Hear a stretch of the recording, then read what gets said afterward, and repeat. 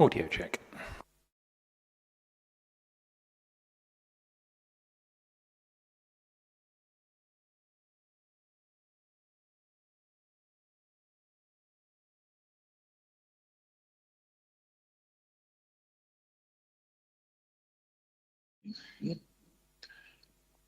Teams audio check.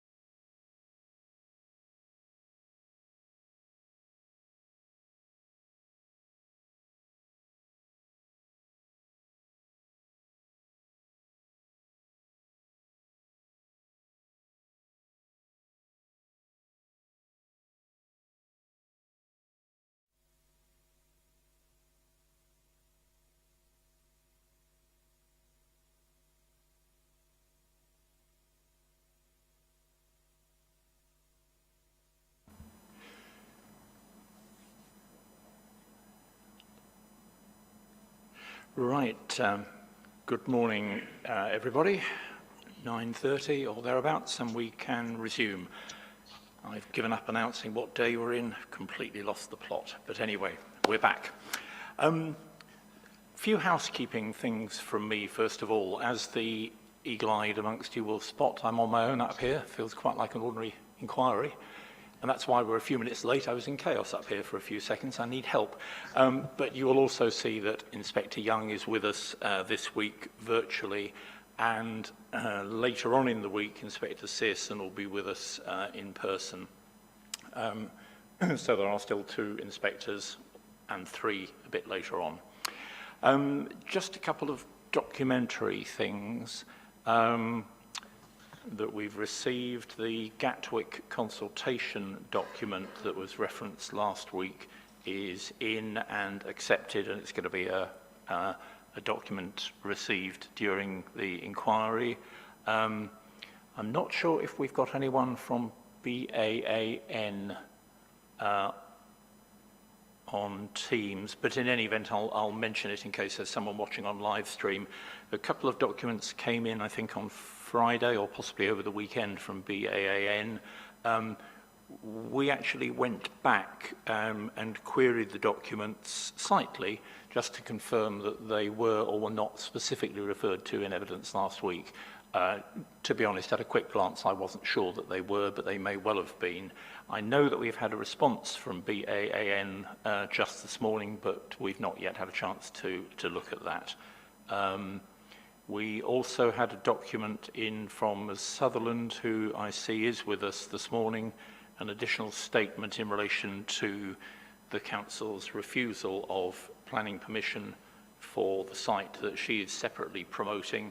And I think you'll have seen from the notes from the programme officer that we have declined to accept that because it really deals almost exclusively with matters outside the remit of this inquiry, and it sounds as though there's a potential appeal there, and obviously that will be a matter for another inspector at another time.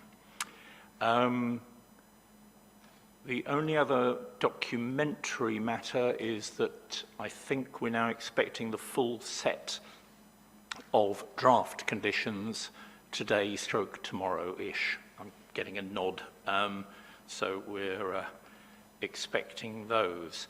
The only other thing I wanted to raise is just looking slightly more forward than this week. Well, no, I'll just pick up on this week first. Various parties have come back with revised time estimates this week, and without going through those time estimates, it looks to be perfectly okay this week. I think we'll fit it in some way or another. So I won't go through the detail on that. I'll come back to that in just a moment. Looking further ahead, though, next week the inquiry isn't sitting. The week after that, we're dealing with planning balance matters. Leave that aside. The week after that, which I think is the week beginning 4th of October, is closing submissions from the parties. Now, just a word about that, and this is not in any sense critical, because, frankly, for inspectors, a good closing submission is worth its weight in gold. My suspicion is that from a number of parties, there will be quite lengthy closing submissions. And as I say, not a criticism at all. What we're not going to do is sit from 9:30 till 5 o'clock every day listening to closings being read out. Not that they're not good, I'm sure they will be, but frankly, I do like to be able to concentrate hard on what's being said on the closings, and a full day listening to closings, to me, doesn't work, quite honestly. So without wanting to waste anybody's time, and without at this stage knowing how long the closings will be, we are going to spread those closings to a degree, not necessarily throughout the week, but so that we don't have extremely long sitting days where we'll start to lose focus on the closings. I don't know if anybody wants to come back on that just at the moment. So, yes. Just to say that for our part, we had taken your guidelines from one of the notes you provided us prior to the start of the inquiry, that we would have about 2 hours. So we were proposing to produce a closing that would take around about that time to read out. If we've got more to say, we were going to stick that in an annex, so you have it in written form, it just wouldn't be read out. Yep, that would be absolutely fine. As I say, I'm not, in no way are we seeking to curtail people on closings, and obviously you can't tell until you get there how long the closings will take. It's simply that a solid day listening to closings is hard going. I'm not saying it will take the whole week, but yeah. I quite agree. Okay. On that basis, and I'm conscious that by no means everybody is involved in this, we will start the CPO inquiry at 10 o'clock on Tuesday. I think it's the 12th of October. So we'll have a week's worth of closings, or as long as we need, and then the CPO inquiry, as it always was reserved, will actually start on that Tuesday. Now, at the moment, I don't have a feeling at all for how long the CPO inquiry will take, but however long it takes, it's going to be that week. I think at the moment we've got, on the CPO, we've got 2 proofs of evidence from the appellant, from the acquiring authority, the airport, 1 from the council, and as I say, I'm not asking at the moment, but there are, I think, 2 landowner objectors and another 20 or thereabouts non-landowner objectors. So I don't really have a feeling for how long that will take, but in any event, it'll start on that Tuesday, and we can do it in that week. I've got no doubt at all.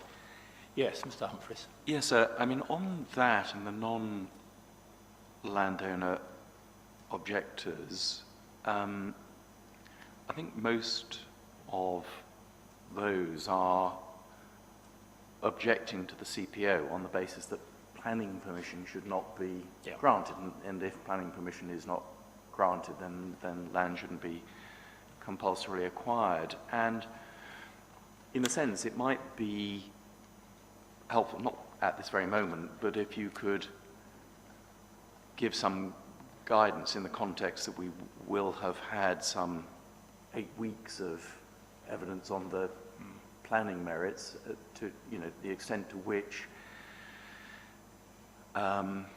you will find it helpful to have those same arguments rehearsed in the context of compulsory purchase. I'm distinguishing there between these people who are not landowners. Clearly, landowners are very different. But if you perhaps think about that, but it would be a shame, in a sense, having had the closings on the planning, to re-go through what are essentially planning arguments. But I leave it with you, if I may. Yeah, I mean, for once I'm slightly ahead of you on this, Mr. Humphreys. I've actually done a first draft of a note which I will ask to go to all of the CPO objectors. Leave aside the 2 landowner objectors, they're obviously in a different category. But yeah, indeed, numerically, the majority of the CPO objections are from people raising the planning arguments that we have and will be dealing with. I'm making a slight assumption that the majority of those may well not wish to submit any further evidence, and I'm making the slight assumption that the majority of those won't wish to turn up to the inquiry. But I will, in some way, in that note, explain essentially what you've just said, namely that we have heard a lot of evidence over the last X weeks related to the planning merits of the case, and that it won't be helpful to rehash those objections. And I'm thinking that I think there's a deadline for any further submissions on the CPO. I think the deadline is sometime this week, but I was thinking that after that point, I'd ask the programme officer to write back to everybody involved in the CPO and effectively find out what their intentions are in relation to that aspect. Yes, Ms. Bethley. Thank you. A couple of things. Firstly, I have also submitted 3, they're documents, they're single pages of figures for this week. And secondly, could I rearrange the seating? Because I struggle to hear, even sitting there, and even here it's worse. And actually, Ban, who are sort of, Absolutely. Yeah, to be honest, I honestly hardly noticed your little red light far in the distance. So by all means, switch over just whilst we're concluding this part. Yes, come a bit further forward. In relation to the documents that you submitted, yeah, you're quite right, I didn't mention those. We're very happy with those documents, but I'm told by the programme officer that they're probably already in as core documents before. Sorry, I caught you as you were mid-move. Okay, there's two things happening. Yes, I did suggest that the National Character Assessment should be core documents, and quite rightly they are in, although the link was a bit hard to find. I think they're working on that. I've also submitted 3 figures that I have drawn up over the weekend, so they're definitely not in at the moment. They're inquiry documents, and they will be mentioned this week. I've seen them. Apologies for not mentioning them. And obviously, the programme officer's here, and we'll get those documents in. No problem with those at all. They're not being disrespectful, but they're fairly straightforward documents when you look at them. Yeah, no troubles at all. Okay, has anybody else got any housekeeping matters? No. Okay. Then, sorry, just switching computers. Then in that case, if we've got no other housekeeping, if we just pause for a moment whilst Ms. Beth rearranges herself and the seating. It's quite a long, narrow room, isn't it? You tend to sort of lose people at the far end. And I know that every now and then the programme officer has been waving at me with a thumbs up or a thumbs down. I can hardly see her in the distance.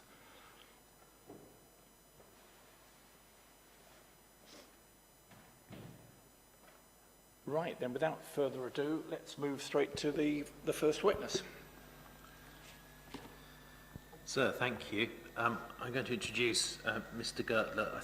I think for his examination in chief, you're just going to need Mr. Gertler's proof and rebuttal and Mr. Melling's proof and rebuttal. If we need to go further than that, I'll let you know.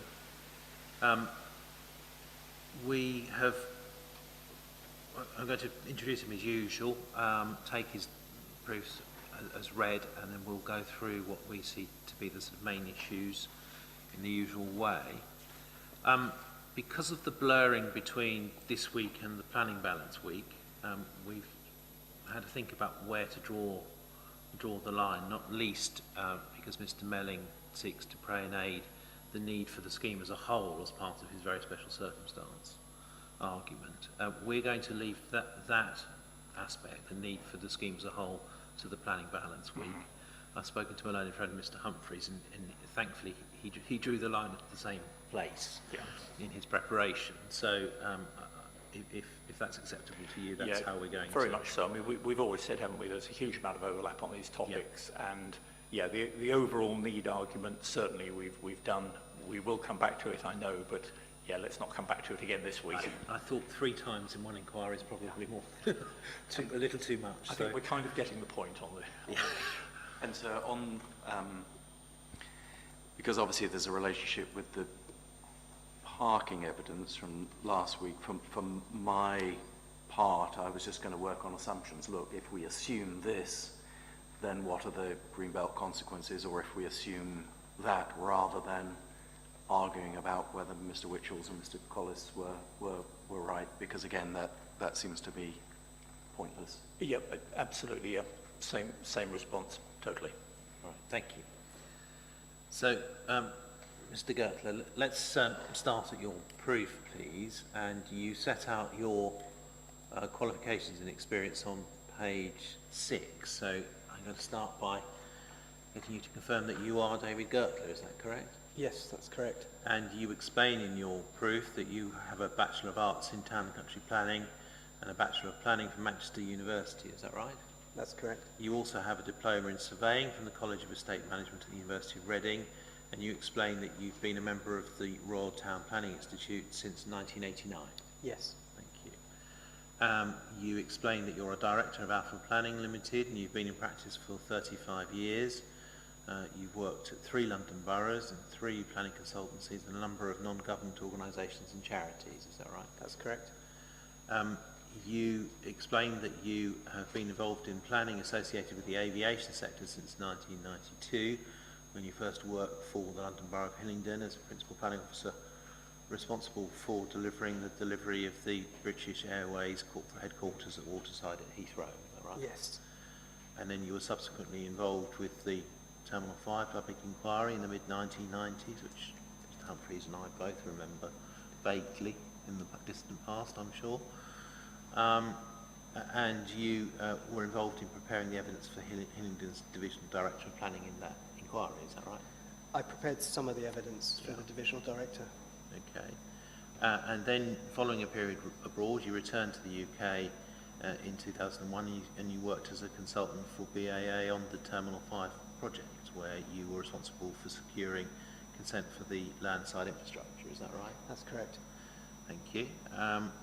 Then you explained that between 2005 and 2012 you headed up the aviation team at Nathaniel Litchfield and Partners, and you worked with British Airways at Heathrow, BAA at Stansted, regional airports at Southend and Biggin Hill airports, the Sutton Harbour Group at Plymouth City Airport, regional city airports at Blackpool, and a number of smaller airports including Wolverhampton, Halfpenny Green and Tappan Hill. Is that right? Yes. Then you founded Alpha Planning in 2012, and you've continued to work in the aviation sector, including the provision of advice to Transport for London in relation to Heathrow's proposal to end the Cranford Agreement, and you've worked with Biggin Hill and Oxford airports in challenging the Ministry of Defence, the CAA and the Department of Transport in the High Court against the decision to increase the number of civilian aircraft movements at RAF North. Is Yes. that right? And you worked on the Manchester Airports Group Framework Agreement, providing with advice in relation to the development of Bournemouth Airport prior to its sale, and you've also been advising Luton Borough Council in relation to the expansion of Luton Airport, is that right? That's correct. You represented the London Borough of Newham as their witness at the London City Airport public inquiry in 2016, is that right? Yes. And indeed you've advised Southampton on Southampton Airport's proposal to extend the runway at Southampton Eastleigh, and to provide representations to Eastleigh District Council in relation to that planning application. Is that right? Yes, so that was the City Council, not the airport, definitely the Right. City Council. Okay. And you've also worked with Heathrow Airport Limited on enabling works associated with the third runway project and providing advice to various teams within HAL on planning matters as part of their framework agreement. Is that right? That's correct. Thank you. You explained that you became involved on behalf of the Council in the present appeal from about August 2020 because the Council was looking for consultancy services to provide planning and aviation advice in the run-up to and at this inquiry, and you were appointed in September 2020, is that right? Yes. Thank you. You explain that you had been following the application prior to accepting the instruction, and you were aware of the background, and that you considered and have reviewed the officer's reports to committee, and you satisfied yourself that you could provide evidence to the Council on this appeal in accordance with your professional obligations. Is that right? That's correct. Right. You explain your role in the production of various application documents, appeal documents, in your paragraph 8, and you explain that you visited the airport and its surroundings in January 2021, and you state that the evidence which you've prepared and provide in your proof is true and is being prepared and is given in accordance with the guidance of your professional institution, and that the opinions expressed to you are true and professional opinions. Is that correct? That's correct. I'd just add in 8. At the same time, around the time the inspectors did a site visit at the airport, provided for myself and the planning officer from North Somerset to go on a site visit as well to see the Silver Zone car parks, which I'd not been able to get access to previously. Right. Okay, thank you. Right. Now, you've produced a proof of evidence and a rebuttal proof, which we've got.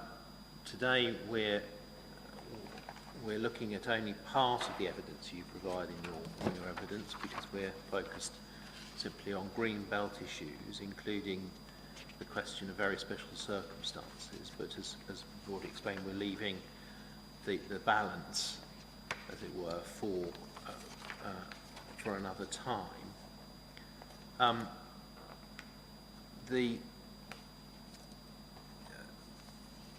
I think it's probably best if we divide your evidence into three parts. So firstly, we're going to look at whether what is proposed involves inappropriate development. Secondly, we're going to look at the assessment of harm. And thirdly, we're going to look at some factors relevant to some very special circumstances. So let's start with inappropriate development. Now,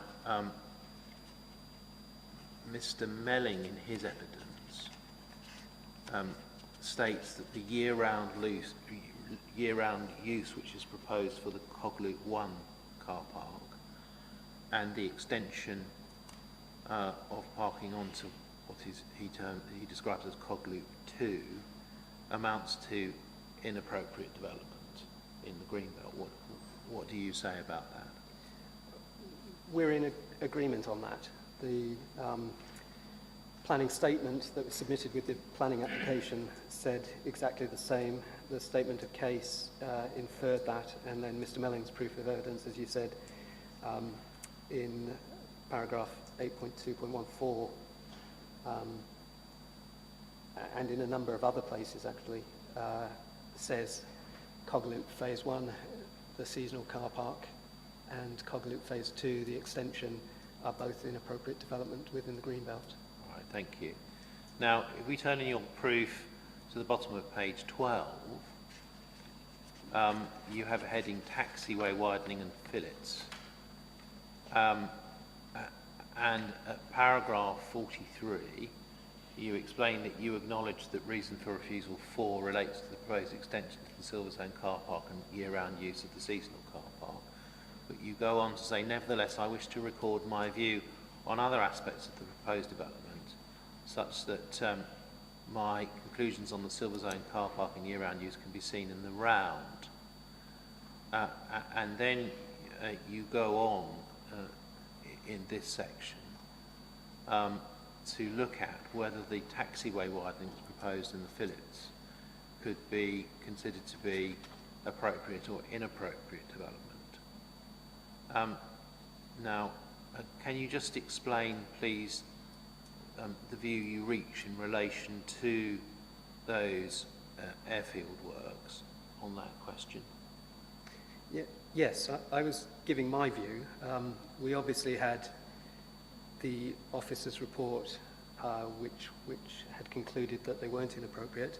We had meetings to agree the statement of common ground, and I expressed my view that whilst it could be under MPPF paragraph 150, an engineering operation, that I was of the opinion that the works proposed may not be appropriate development in the Greenbelt. Yes, if we look at your paragraph 45, you explain the works you're talking about. The northern taxiways would be widened from 15 metres width to 25 metres width along a stretch of about 1.25 kilometres. There'd be new fillets to taxiways Foxtrot and Bravo to assist with aircraft making the turn into the northern taxiway. And the area of hard standing created would be about 1.8 hectares. Additionally, an east taxiway link is proposed, and that new taxiway would be 170 metres in length and a minimum of 23 metres wide, covering an area of half a hectare. So we've got, as you say, in 4.6, works changing the physical nature and character of the land to the extent that open grassed areas are replaced with 2.3 hectares of paved area, which you describe as introducing permanent engineered infrastructure into the Greenbelt. So your conclusion then in terms of the taxiway widening works and fillet works, in terms of whether that's inappropriate development or not is what? Well, I concluded that it would harm the greenbelt in both spatial and visual terms.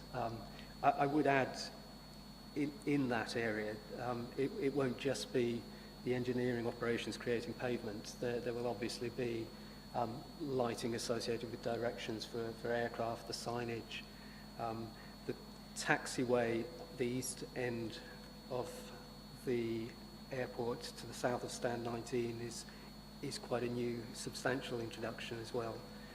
So my conclusion was that with 2.3 hectares of raised pavement, engineered work, replacing open grassland, firstly that would have a spatial impact, and secondly, with the additional now movement of vehicles, aircraft over the taxiways, that this would add to the visual impact of the airport.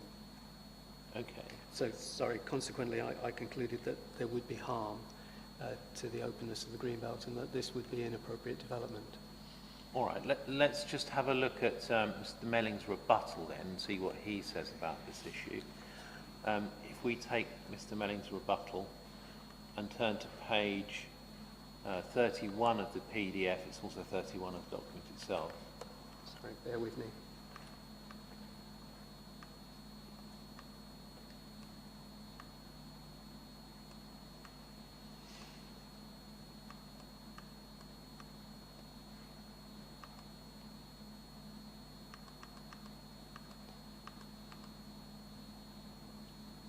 I've gone too far. Okay.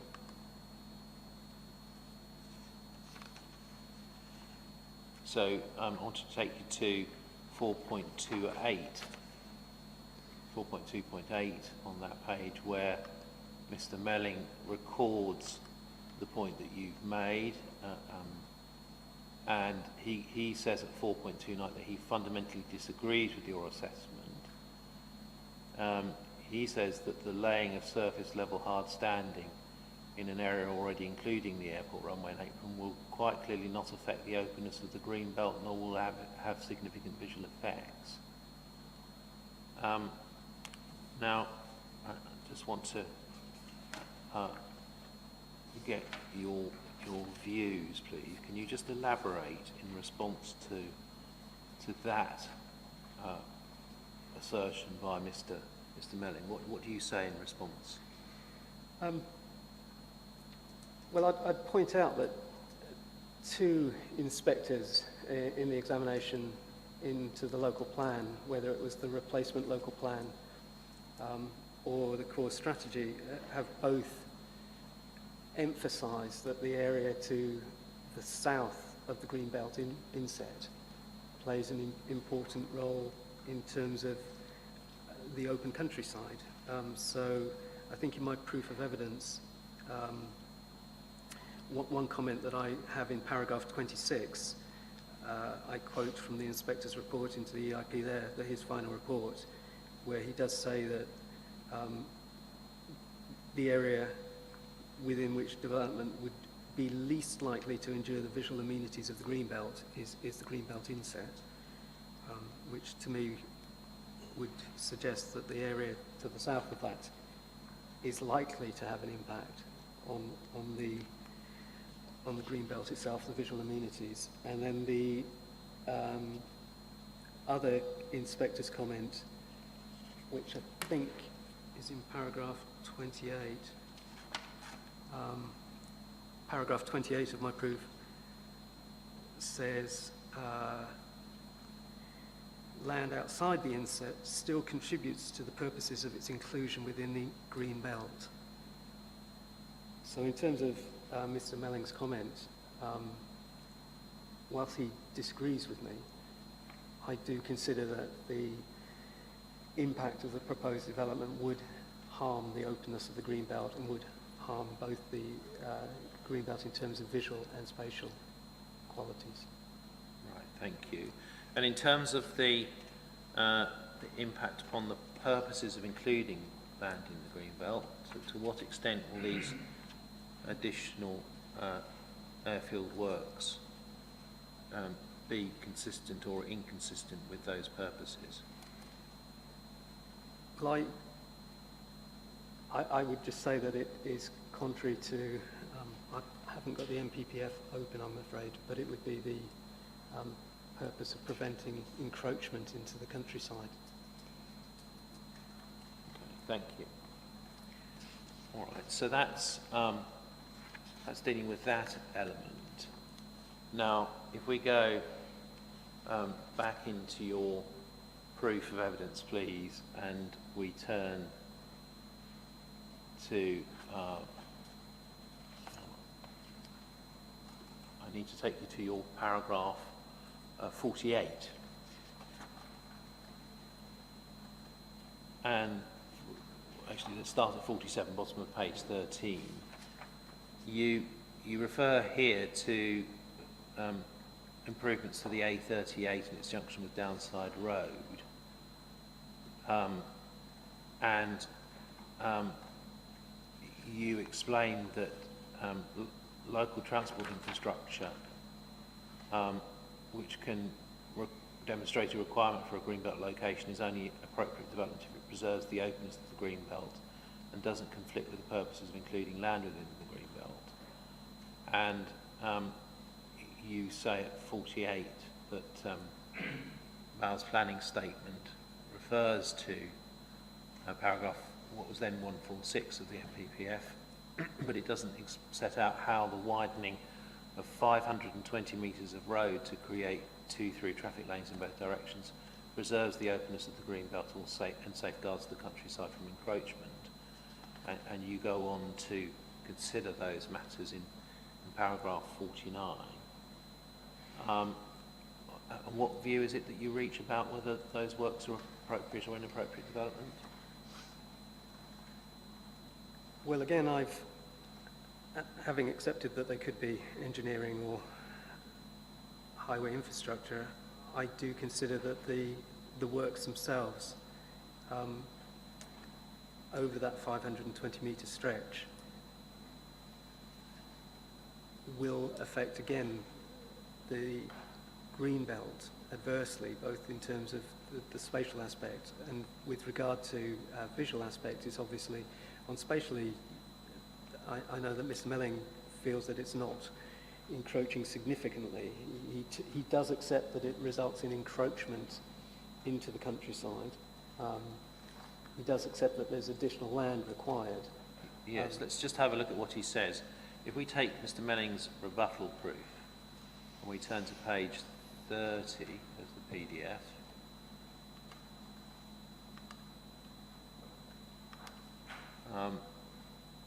here at 4.2.3, Mr. Melling responds to your views about the A38 works, and he says the additional land take required would be extremely limited, such that encroachment into the countryside would be negligible.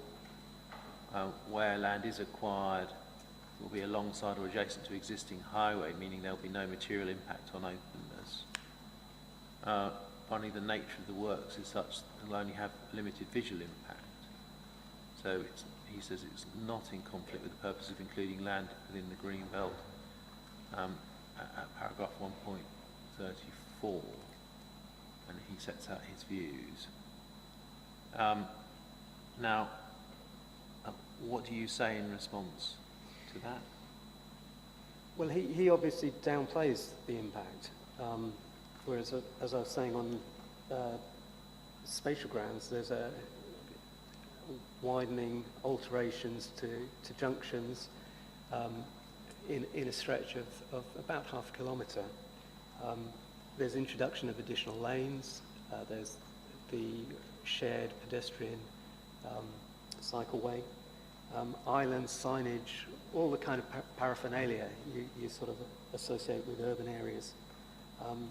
And then I think in Mr. Collins' evidence, he talked about changes in gradients. He did mention a number of times that there was going to have to be embankments.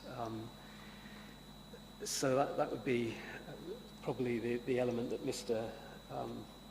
Mellings refers to as the limited encroachment, but it's moving further into the open countryside. Okay. Now, we've looked at those airfield works and the A38 works, and you acknowledge in your evidence that those works don't form part of reason for refusal 4. Can we turn to page 67 of your proof in terms of the PDF? It's page 62 internally in that document. So we can understand how you've taken those points forward, or indeed the extent to which you have or have not. At the top of that page, paragraph 2449, you reach a conclusion about whether very special circumstances have been demonstrated for the extension to the Silver Zone car park and the lifting of seasonal restrictions, and then you reach a view as to the extent to which there's conflict with development plan policy in the MPPF, and you conclude that the reason for refusal 4 is well founded. And then there's a footnote 20. I just want to look at what that says. You explain in footnote 20, for the avoidance of doubt, I have conducted this balancing exercise by focusing on the extension to the Silver Zone car park and the lifting of seasonal restrictions. I have not brought in the additional parts of the proposed development which would amount to inappropriate development, namely the taxiway widening fillets as well as the A38 works. In my view, consideration of these matters was only strengthened, says by conclusion. I think I might need to read my, as opposed to by. Now, I just want to ask you about that. Insofar as it may be suggested to you that you're advancing a case that goes beyond the reason for refusal, what response would you make to that? I'm quite clear that reason for refusal 4 only covers Cogloop Phase 1 and Cogloop Phase 2. I highlighted my difference of opinion with Mr. Mellings and Bowell in relation to the A38 alterations, widening, and also in relation to the airfield works. But I'm clear that I haven't taken those into account in my balancing exercise, in my determination. What I do say, or what I would say, is that if they are inappropriate development in the green belt, it would only strengthen the case in terms of the harm and being contrary to green belt policy. But I haven't done that exercise here. All right, thank you. All right, let's move away from the first part of the matters then that we need to look at this morning, and move on to the second element, which is the assessment of harm to the green belt. Now, for this, I think we need to turn to page 22 of your proof, which I forgot to write the page number down for, forgive me. It is on page 10 of the PDF and page 5 of the internal document numbering. And at paragraph 22, you... Sorry, I'm not quite there yet. Okay.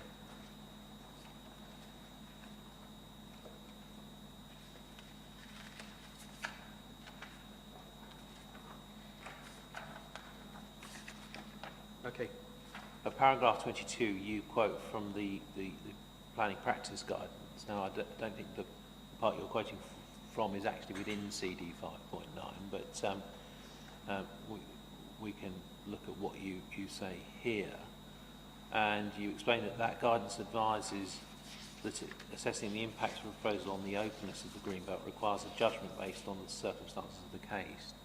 And it lists non-exclusively a number of matters that the courts have identified which may need to be taken into account, particularly that openness is capable of having both spatial and visual aspects. In other words, visual impact may be relevant as could volume. The duration of the development and its remediability, and the degree of activity likely to be generated, such as traffic generation. So, with those elements in mind, focusing on the proposed year-round use of Cog Loop 1 and Cog Loop 2, you address the degree of harm, don't you, at paragraph 53 of your evidence, which we've got on page 20 of the PDF, page 15 of the internal pagination. Can you just talk us through your view of the extent of harm to the openness of the greenbelt that arises from those proposals? Okay, so if you use the criteria that are set out in the PPG from that paragraph 22 of my proof of evidence, I've looked at it spatially, visually, permanence, activity, those kind of impacts. So specifically for Cog Loop Phase 1, so that's the seasonal car park, paragraph 53 of my proof of evidence addresses that. So at the moment that is a seasonal car park. Between May and October it's only used. BAL have indicated that it's not used for that whole period because it takes them a little while. They have to set it up and they can't use it too late in October because of, they have to clear it. The proposal as part of the development is to use it all year round. It's 7.8 hectares of land. So that would introduce into the greenbelt a permanent use, 3,650 cars up to for the whole year on that 7.8 hectares. Now, in terms of visually, on Cog Loop Phase 1, currently it isn't used for the winter period for 6 months of the year at least. It's not been in use at all in the time I've been there, although obviously part of the silver zone when the inspectors visited in June had started to be used again. So it introduces 3,650 cars into an area for the whole year at a time, the winter period is obviously the time when any landscaping will be at its least effective. And I would point out that currently, although I think it's in the planning statement, it's described as having well-established landscapes on the bund around it. 2016 was when it got permission. 2017, in one of my appendices, there's photographs, aerial photographs of the airfield. And April 2017 is one of those photographs which shows that in April 2017, Cog Loop Phase 1 had come into existence. So it's had 4 years to get landscaping established, and there really is limited landscaping currently. So I don't feel visually that 3,650 cars parked there in the winter period is going to be something that it will clearly cause harm visually to the greenbelt as well. Yeah, in terms of the spatial impact, you address that by reference to an appeal inspector's decision, the Bird Farm decision, paragraph 56 of your proof. Can you just explain the relevance of that, please, to the consideration of Cog Loop 1? Yeah, so, I mean, Bird's Farm is obviously a smaller development. It's an enforcement appeal, and it was block parking as well. In paragraph 56, the inspector finds that the parking of densely packed cars on the scale involved here, so that's hundreds of cars, several hundreds of cars, appears as a man-made development, and it clearly reduces the spatial openness of the land. This is 3,650 vehicles on one phase for the whole year, so it is an increase, an intensification compared to the 6 months of the year that's currently permitted. All right, thank you. Now, whilst we're looking at Cog Loop 1, this issue of the change from partly use to permanent use. I think you address the issue of permanence at paragraph 64. Is that correct? Yes. Yes. So can you just take us through, please, in relation to Cogloop 1, how the shift from a part of the year use to a full use year-round is relevant in terms of the degree of harm arising from Cogloop 1? Well, at the moment, as I said, it's probably used less than the 6 months because of the need to set up and take down. The inspectors will have seen when they went on site that when I went on site, there were the mobile light columns. The proposal is that this becomes permanent. The lighting system, the CCTV system that is reflected elsewhere in the Silver Zone car parking will be replicated. So it will be a permanent use with more permanent structures than are currently there. At the moment, the main permanence, it uses the kind of paved areas that are semi-permeable across other parts of the Silver Zone, except for the asphalt roads which you will have driven across. And then it's obviously got the raised embankment with the security fencing associated with an airfield. Some of those features are obviously already there, but the new introductions would be the permanent lighting, permanent CCTV cameras, permanent cars. Thank you.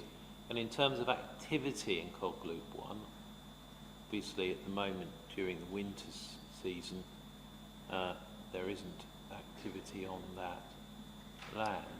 How does the change to year-round use affect the openness of the Greenbelt in terms of the activity on that site? Well, obviously there'll be able to be now more comings and goings.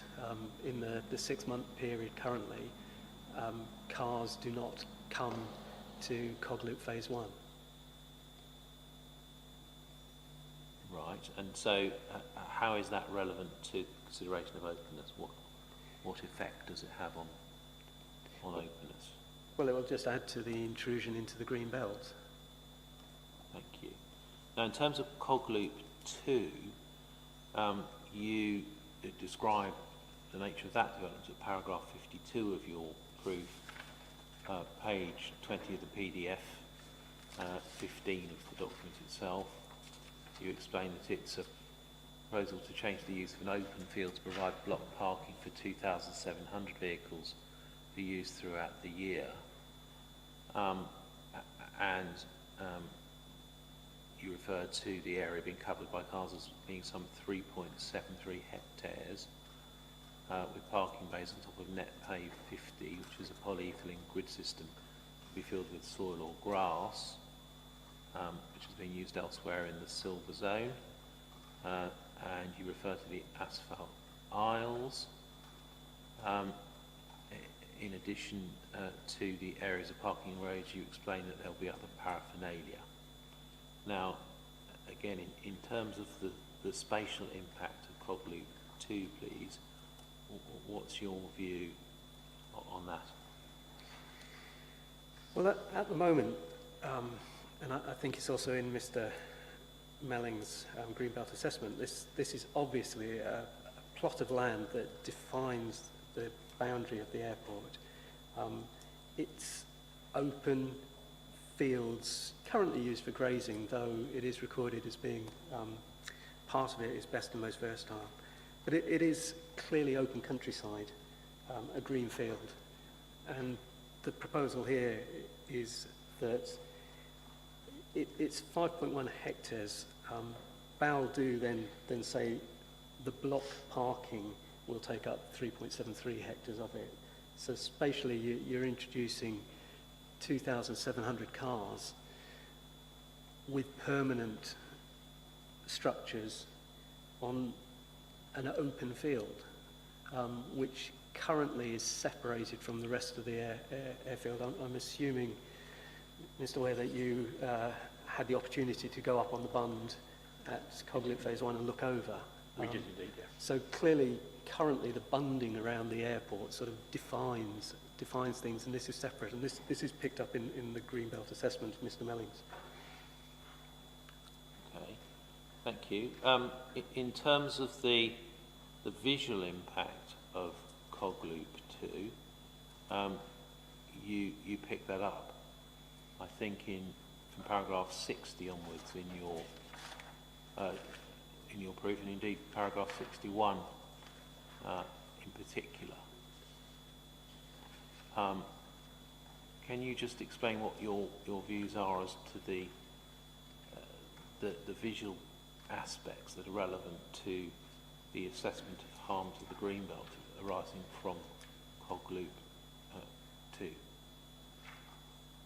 Yes, I do accept that visually, from publicly accessible locations, it is harder to see Cog Loop Phase 2. Cog Loop Phase 1, you've got a direct view in from Winters Lane. And when I was there were pedestrians, cyclists, plane spotters. You can see Cog Loop Phase 1, and you can look over towards Cog Loop Phase 2. But the footpath to the south, looking up a hill with a copse between, doesn't give you views of it. So I accept what Mr. Melling said, that it may be less prominent, but he also then goes on to refer to that it can be mitigated. I'd have to look up his proof of evidence. We'll come to that in a minute. Sorry. Yeah.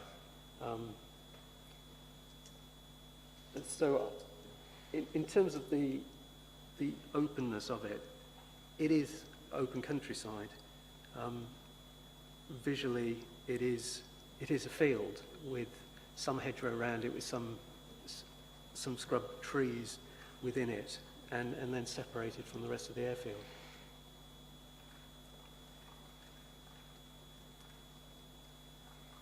All right. Thank you.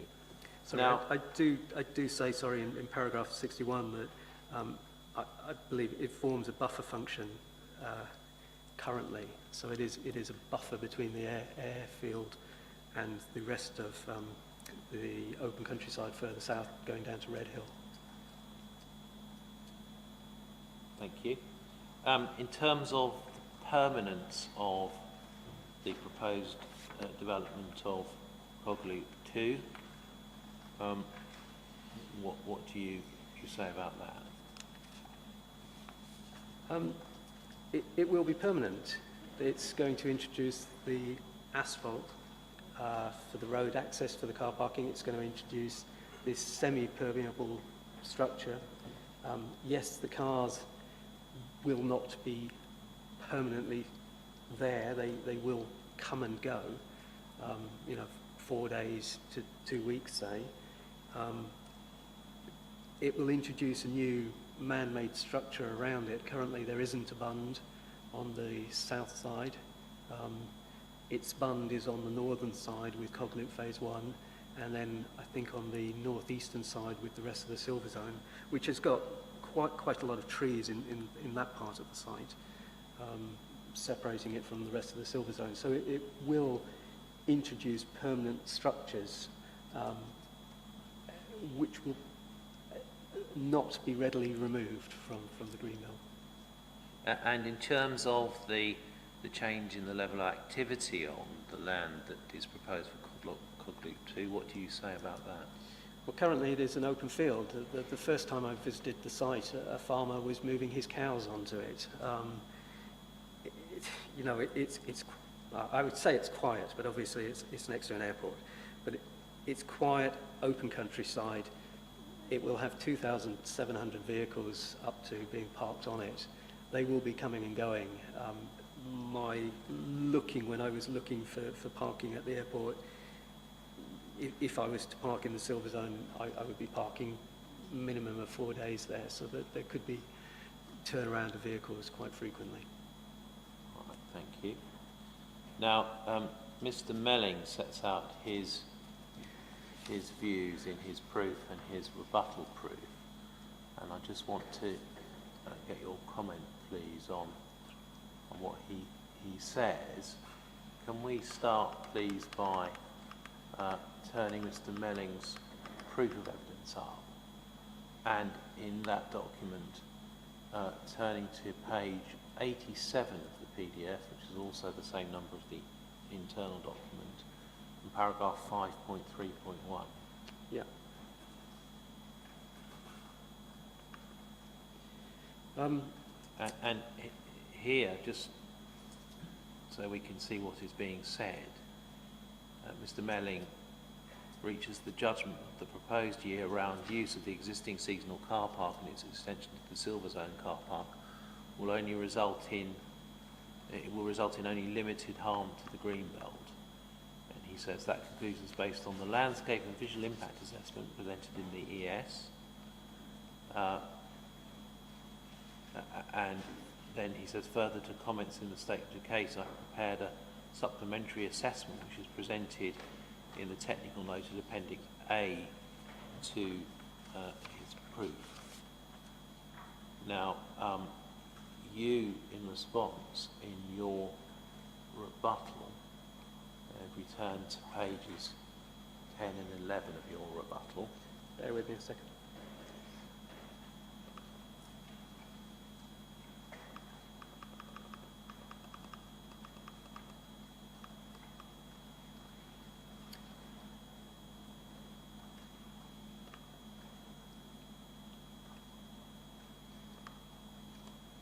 Sorry, I opened my summary proof instead. Okay. All right. No, so we've seen Mr. Melling's Appendix A, which sets out his assessment of the contribution that the various plots make to greenbelt purposes and the like. In your rebuttal, page 10 of the PDF, page 6 of the document, you, at the very bottom of that page, refer to that assessment. But you also refer to North Somerset's greenbelt assessment, don't you? Yes, North. And Sorry. just so we understand, when was that North Somerset greenbelt assessment carried out by the council? They carried that out in April 2021. Right, April 2021. And just take us through what that assessment makes of the parcels that Mr. Melling assesses.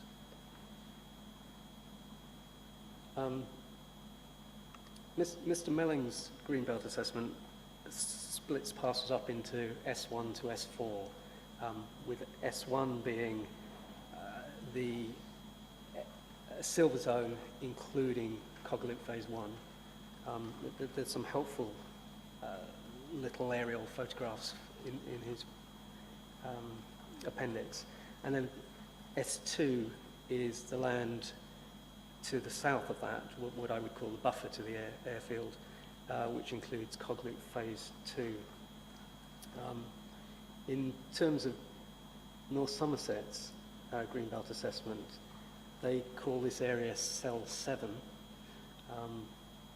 and they describe it. Basically it's the airfield, and they describe it. Part of land is in the greenbelt, is in use by the airport, including the runway and surface car parking. So this is in my point 5 in the table, and the land to the south falls towards Red Hill, is mainly open and visually prominent. And then they describe the A38 passing on the western part of the cell. I would have said that was the eastern. All right, thank you. This cell mainly acts to contain the spread of development around the airport. Interestingly, they say it serves purposes 3, which is the encroachment into the greenbelt, and 5, but they tend to say most development in the greenbelt serves, most sites in the greenbelt serve purpose 5, which is the regeneration of urban land, because their view, to me, my understanding of it is that their view is that if you don't develop in the greenbelt, you're more likely to develop brownfield sites, regeneration. Right. I've tended to concentrate on purpose 3 of the MPPF. Yeah, okay. So we saw from Mr. Melling's proof that he referred to the landscape and visual impact assessment presented in the environmental statement.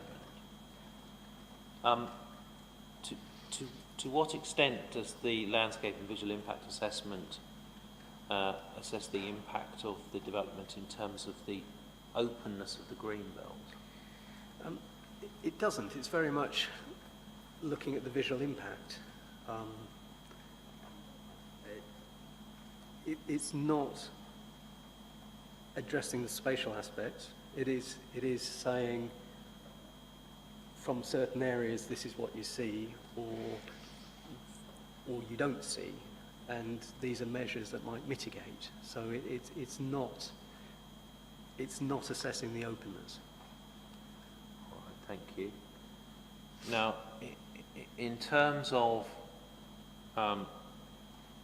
if we look at Mr. Melling's proof and we go on forward from 5.3.1, we can see that he says that at 5.3.4 he concludes that the area makes only a limited contribution to the purposes of the green belt, and so the year-round use of the car park will have only a limited impact on the green belt. And he says that that's consistent with the inspector, the core strategy, that car parking has relatively little effect on the essential openness or visual amenity of the surrounding rural green belt, save from closed viewpoints. Now, what do you have to say in response to that?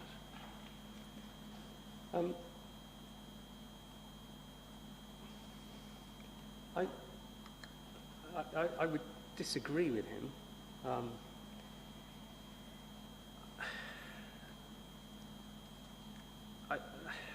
So his comment, relatively little effect on the essential openness of visual amenity or visual amenity.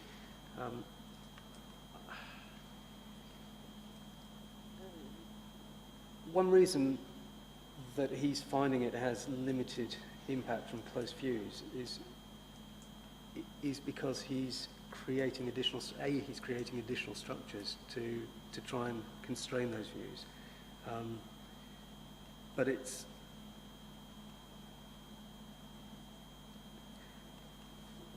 I don't think that it only has a limited view. Let me just go to my proof and rebuttal.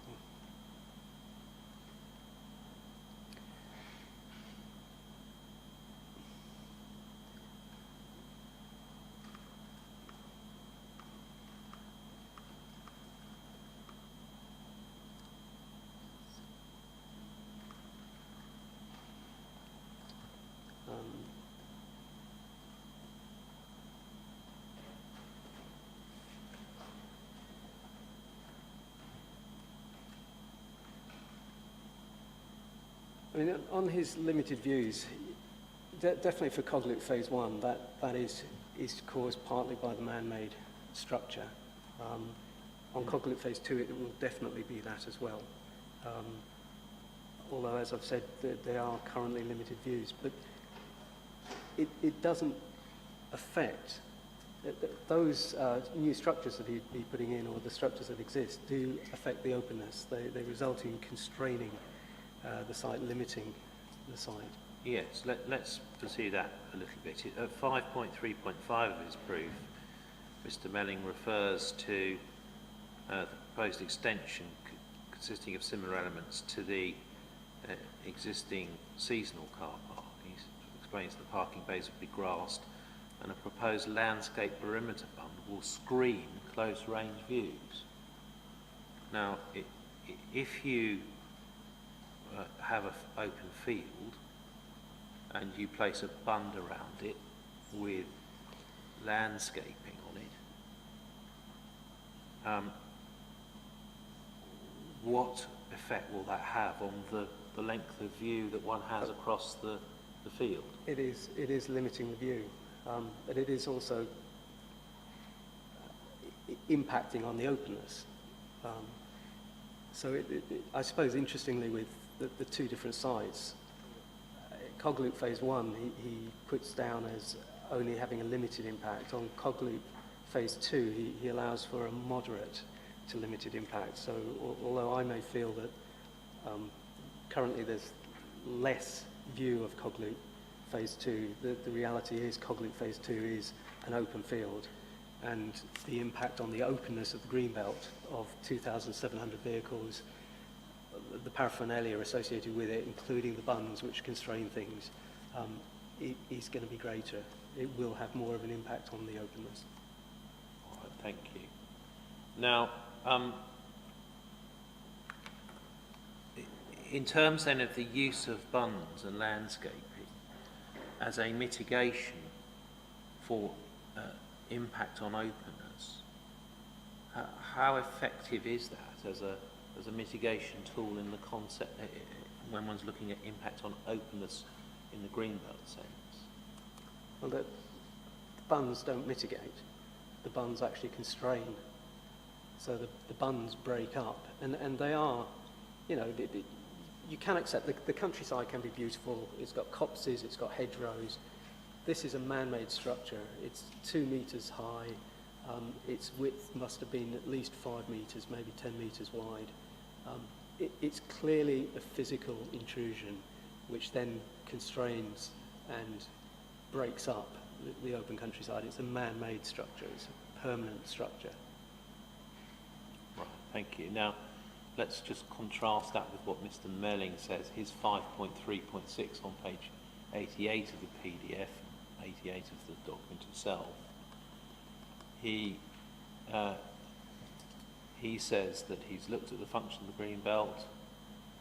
He says the land makes a contribution, its principal role being to prevent encroachment, and the proposed extension to the Silver Zone car park would result in moderate to limited harm to the green belt in the absence of any mitigation. He says, however, there are opportunities for visual mitigation through landscaping of southern and western boundaries, and I conclude that the introduction of this mitigation will reduce the harm to the green belt to limited.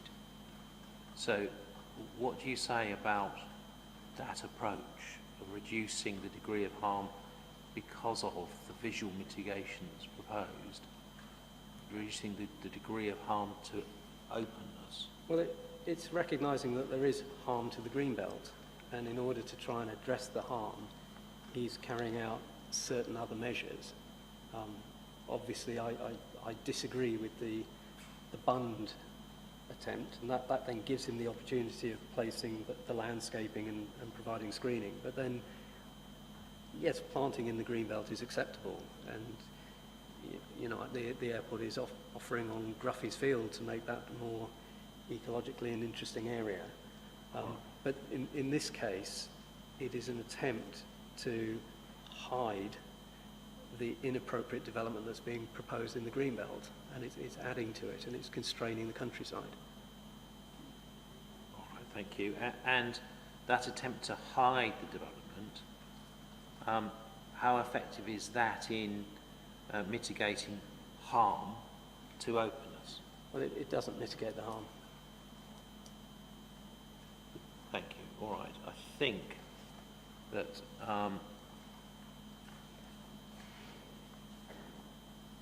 that's probably all we need to deal with there. Let's move on to the third element then of the matters that we need to deal with, to very special circumstances. Now, in Bow's statement of case, it identifies 3 elements to the very special circumstances case it seeks to rely upon. The first relates to the need for additional low-cost parking. The second relates to what it says is a lack of alternative available and suitable sites for parking. And the third relates to the need for and benefits of growth of Bristol Airport. We're going to look at those, the first 2 of those this morning, starting with the need for additional low-cost parking. Now, in terms of that, what do you say about whether a need for additional low-cost parking has been established?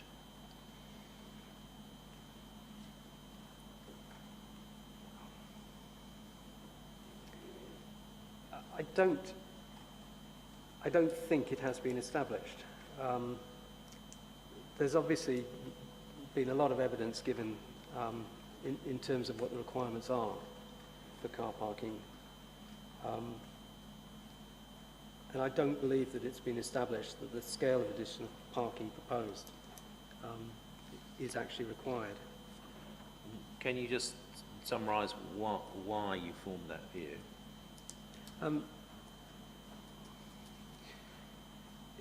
In Mr. Witchell's evidence and Mr. Collins' evidence, there's been a lot of discussion about, and in the cross-examination from Mr. Henderson, there's been a lot of discussion about what the baseline is for the car parking, what was assessed, what was required or allowed by the 2010 2011 permission for the 10 MPPA, and that it wasn't, to me, in listening to the cross-examination, it would appear that the Mr. Witchells had not actually. I wonder if here we're just simply rehearsing the car parking evidence. I mean, I think the proper approach on this, maybe that is a topic for the overall planning balance thing, but is the purpose, is the point not to just say, look, on the basis of Mr. Collis' evidence, there isn't need. Now, what are the consequences in Greenbelt terms of that, rather than... I think a different point is being made, Mr. Humphries. The point that's being made is on the basis of Mr. Witchell's evidence. There isn't need. That's the point that we're seeking to. Yeah, I don't think we need to go too far down this route. But I do take the point that it's a different witness that we're referring to. Yeah, exactly. And we weren't going to go much further than that anyway. If that's not useful, then we'll just move on. All right. If it's the case that the inspectors form the view that Mr. Witchell's evidence does not establish a need for the scale of additional parking that's proposed, to what extent do you think very special circumstances could be established? Well, if there's doubt, if there's uncertainty, then it is not very special circumstances. There might be circumstances that can be put forward, but if it's wrong, and if the requirement isn't there to provide that, then this is not very special circumstances. All right, thank you. Now, you spoke about doubt there. One of the proposals for conditions put forward by Bristol Airport Limited is that there should be a condition approach to parking of monitor and manage. Yes. So in other words, you monitor the amount of parking and you manage an amount coming forward. If there was certainty about how much parking was required, why would you need to monitor and manage? Well, you wouldn't. It suggests that they aren't certain. So my understanding of the monitor and manage is that obviously the position is different between the council and BAL. BAL are proposing to provide Coglip Phase 1 first, along with MSCP2, which was part of the 2011 10 million passenger permission. And then they propose to come forward, if there is demand, with the next phase, which could be to me, it would obviously be bring forward Cog Loop Phase 2 because that's cheaper, and then MSCP 3, and you possibly get left in the same position that there was following the 2011 permission with the car park not being delivered. But it's just got the uncertainty. You monitor it to see if there is a demand, and then you manage the car parking requirements. That again is not suggesting that it's very special circumstances. Thank you. All right, let's move on then away from that first element of very special circumstances and on to the second, which is about alternative means of meeting car parking requirements outside of the Greenbelt. What alternative means do you consider it's necessary for the inspectors to consider? Well, the first is obviously the intensification of parking within the Greenbelt inset. So that is not in the Greenbelt. That is on airport. It's the most accessible of any option. And yes, BAL undertook a sequential approach, but my suggestion would be that the Greenbelt inset could be looked at. Right. The argument is presented on behalf of Bristol Airport Limited that multi-storey car parks are inappropriate to be used for low-cost parking, and that's why Cog Loop 1 and 2 need to come forward. What evidence have you seen that the use of MSCP 2 or 3 for low-cost parking would be financially unviable? There is no viability assessment provided. There is nothing in the application to say that it isn't viable. Right. Mr. Melling, in his evidence, raises concerns about competition law. Seen that in his rebuttal. Let's just have a look at what is said there. He produces at Appendix B, at the very end of his rebuttal, a letter from Womblebond Dickinson. It's on page 66 of the PDF.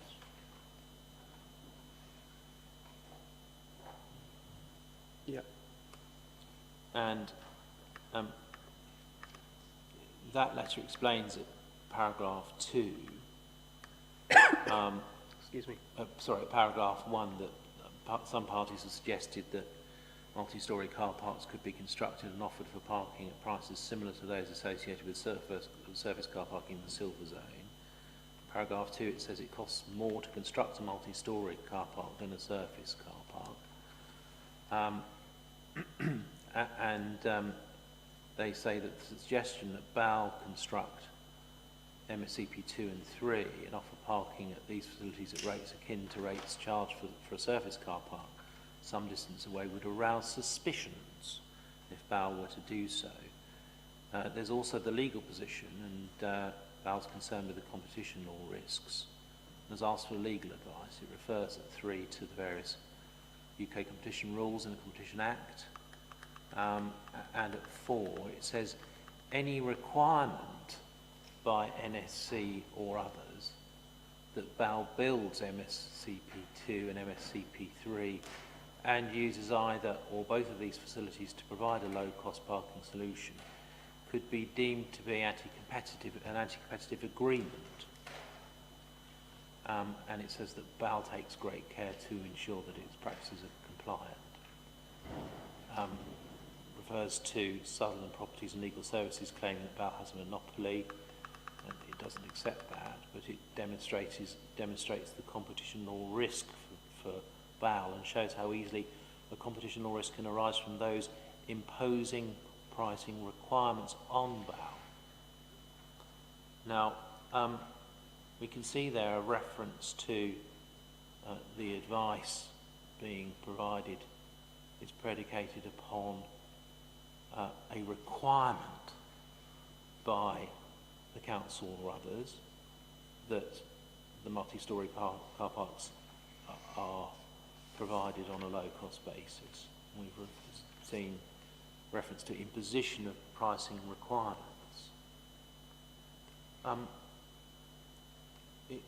If BAL wishes to build MSCP2 and MSCP3 and price it on the basis that it's a low-cost parking solution, what requirement is imposed?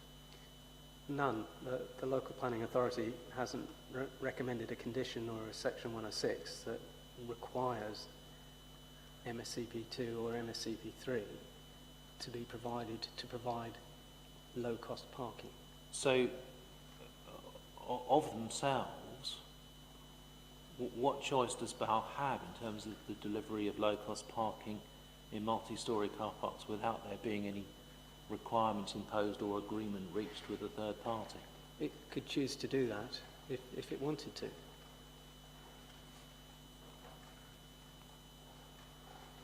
Right. There's also been a hint of a suggestion about issues relating to cross-subsidy between income generated from the operation of the airport as an airport as opposed to income generated in relation to car parking. What evidence has been presented to this inquiry which shows that a low-cost parking product couldn't come forward in the multi-storey car parks without cross-subsidy? I haven't seen any. There isn't any. All right. Now, you've heard evidence earlier on in the inquiry about from the National Aviation Policy context about airport operators being urged to share the benefits of airport expansion with those living around the airport, local community. To what extent would taking a hit on the profit relating to car parking via utilising multi-storey car parks for a low-cost product, to what extent would that fit with the approach of sharing benefits? That would be sharing the benefit. It would mean that some of the harm that the local community, those living around the airport, might experience from the extension of the silver zone would not occur or need not occur, that BAL could provide the low-cost parking within its MSCPs. All right. In terms of the relationship of a phasing condition for the approach to parking,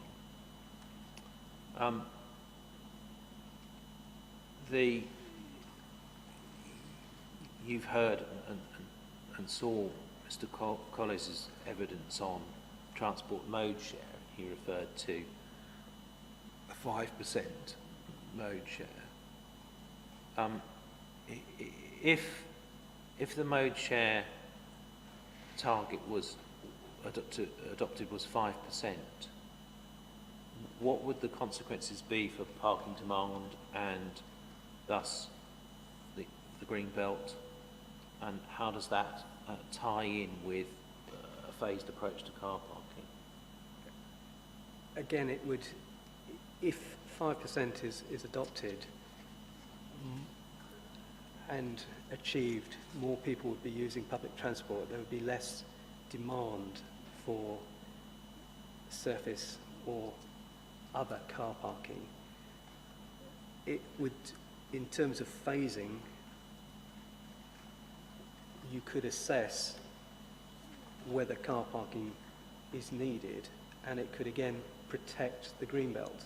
It could reduce the harm that's likely to be proposed. So looking at the suggested council condition of bringing Coglit Phase 1 and Coglit Phase 2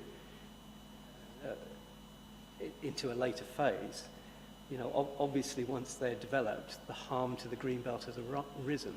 But if 5% is achievable, then why would you have the harm to the greenbelt occurring? You would be able to decide by providing the MSCPs that actually we don't need, or that the introduction of the car parking into the greenbelt causing substantial harm. Thank you very much indeed. Mr. Gertner, I think those are all the points that I've got for you, unless there's anything else you wanted to draw to the inspector's attention at this stage.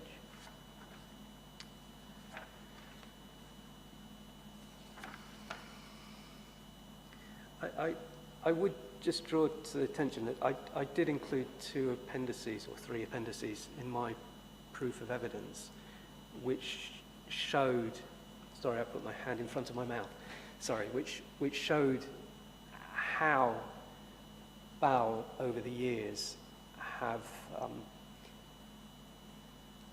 either through permitted development rights or through planning permissions, increase the car parking in the silver zone. I do quite like the aerial photographs. If you literally click on one and click on the next, you just see how the development has taken place since sort of 1995. It might be 2000 or so when my first photograph starts. So I do think that shows that there's been incremental creep. And this is just another further step that reduces the greenbelt or the benefits of the greenbelt on the southern part of the airfield. And I do find that in terms of assessing it, there's a degree of harm. And I think in one of the court cases that is quoted in my proof of evidence, the slivers of encroachment into the greenbelt all add up. So that would be the only other point I should have made. Okay, thanks. Thanks very much for that. Let's take a break now. Come back, please, at 11:20. Thank you.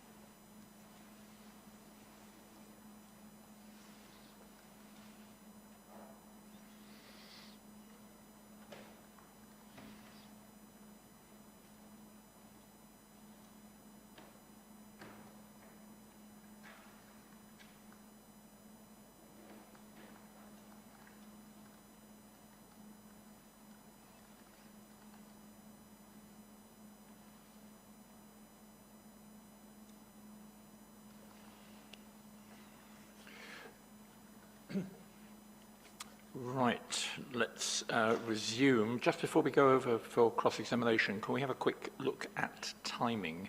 Mr. Humphreys, how long do you reckon in cross?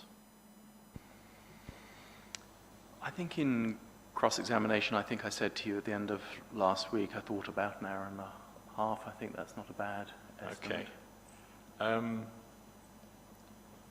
Now, and see what people think. My overall feeling for the week, leave aside Thursday, when we have unrepresented local residents, and that could be quite a long day. But my overall feeling for the week is that we don't have a problem in getting in the week.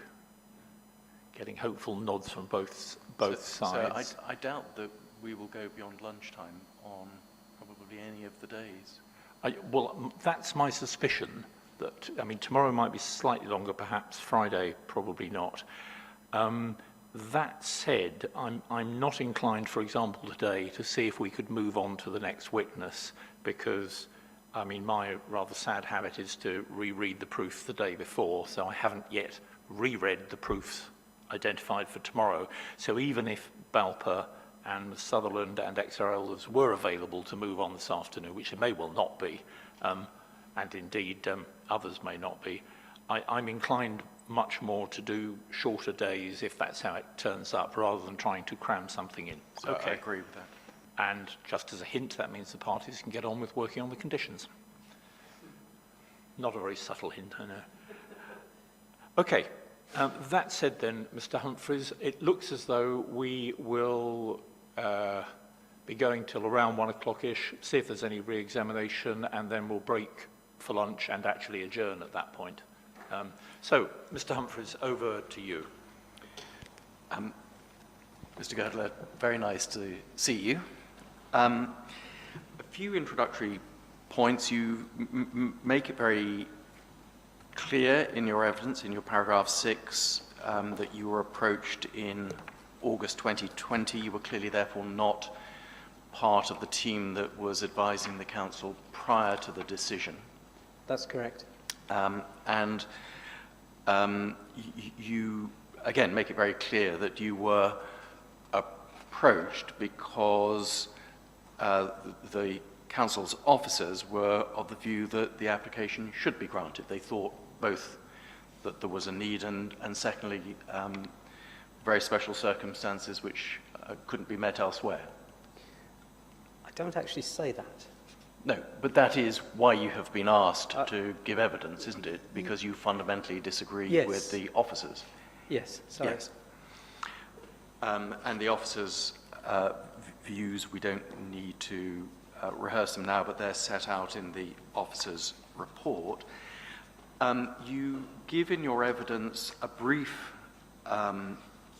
overview of the Green Belt and the Green Belt inset at your section 5C, that's page 6 of the proof of evidence, and following. It goes on for 2 or 3 pages.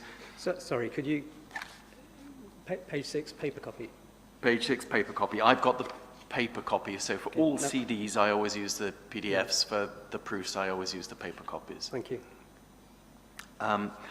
And again, let's see if we can take this quickly. That section deals with amendments to Greenbelt boundaries. Yes. And that's the exceptional circumstances test. That's correct. And obviously that's a different test, isn't it, from the one we're looking at here, the very special circumstances test. It is a different test.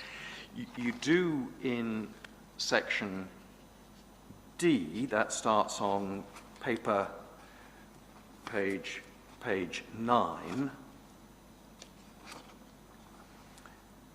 set out relevant planning history, and there you say that the history is readily distinguishable. Again, let's see what we can just agree. The Greenbelt policy that is applicable at and around the airport hasn't materially changed, has it? It's not. No. And other policies, for example, the making best use policy, whether in the making best use document or in the airport policy framework, that policy is very long-standing. In the APF, it's 2013. Some of these history is quite a bit before that. Yes, and you don't specifically point to anything else material in the planning policy context that has changed, do you? Well, obviously, there's been a lot of discussion about it at the inquiry. Yes, but insofar as you say that all these decisions are readily distinguishable because there's your paragraph 38, a different policy matrix, what we can observe is that the policy matrix, in terms of Greenbelt policy, is exactly the same. In terms of Greenbelt policy, it is the same. I also do say all because of the different form of development. Or because of the different form of development, and in each case, here we were looking at surface level car parks. Yes, but they are different applications. Each one gets considered on its own merits, and there have to be of course, different but justifications for them. Insofar as you point to them being different forms of development, they're, of course, exactly the same form of development, aren't they? Surface level car parks. They are surface level car parks. Let's just move on then to inappropriate development. Your paragraph 42, 41 and 42, it is agreed that the use of the existing Silver Zone car park Cog Loop 1 year-round and the extension, Cog Loop 2, would be inappropriate development in the Greenbelt. Yes. We then have these two other forms of development where you say, paragraph 43, that you want to record your views, and you readily accept that your views in relation to the taxiway fillets and the A38 improvements, that your views on appropriateness or otherwise there, that is not part of the reason for refusal. It's not part of the reason for refusal. And therefore represents neither the views of officers or indeed even members. No. There's no indication of that position in the council's statement of case. That's correct. Was your proof of evidence expressing these views seen by the council team before it was submitted? It was seen by the council team before I submitted it. So insofar as the inspectors may form the view that this is unreasonable, that unreasonableness can be laid at the door of the council. In other words, they didn't, they were happy for your proof to go forward in this form. I was quite explicit that I was not adding to the reasons of refusal. I was expressing my opinion as a planning witness, having assessed it and having looked at different decisions in the past as well, that these two elements, although they might meet the criteria for not inappropriate development in paragraph 150,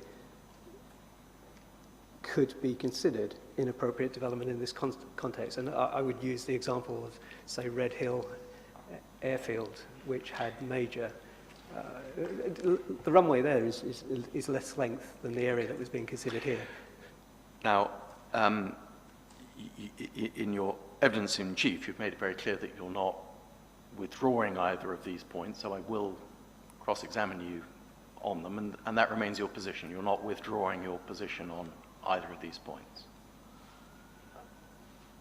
It's my opinion that Yes, yeah. but your opinion, you are here representing Yes. the council. I am here representing the council. Okay.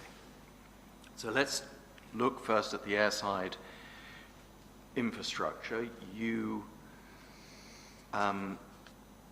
accept that this is the airside infrastructure, this is the fillets and taxiways and so on, are engineering operations for the purposes of what is now paragraph 150 of the latest version of the MPPF.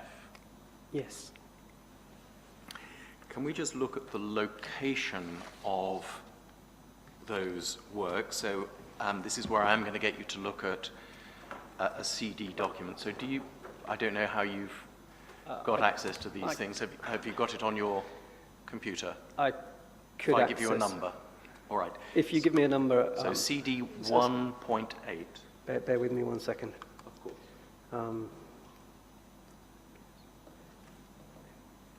Core documents. CD 1. 1.8. And there's only one page, so it's, Okay. it's easy to go to the right page.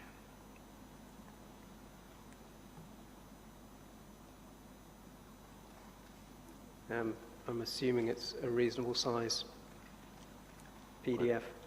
It, Okay, I have that. and the areas that you are talking about are the, I know they look sort of, they're cross-hatched, but sort of light brown cross-hatched areas on that plan. Some of them along the side of the existing taxiway, and there's one new taxiway entry point at the eastern end of the runway. Yes, it's got the East Taxiway link. Yeah, but to be clear, that's what we're talking about, isn't it? Yes. And the purpose of the green belt here, as you've told us, is protecting against encroachment into the countryside. We can see that the countryside here clearly includes the existing runway and taxiways and the aircraft aprons where the aircraft stands are and so on. That's part of the character of this part of the countryside. Yes. This entire area obviously is airside, and therefore it's within a perimeter fence. That's correct. The works are surface level works, hard standing. You pointed to lights and signs, but those are extremely low level, aren't they? They are. For aircraft security reasons. Yes. Yes, they obviously couldn't be high because of impact on aircraft, so they'll either be inset or just there are slightly very to the strict, side. yeah, exactly. There are very strict rules, and so those would be very low level. In visual terms, is there a plan? If let's try and look at let's try and look at some photographs. Could you look at CD 2.5.23?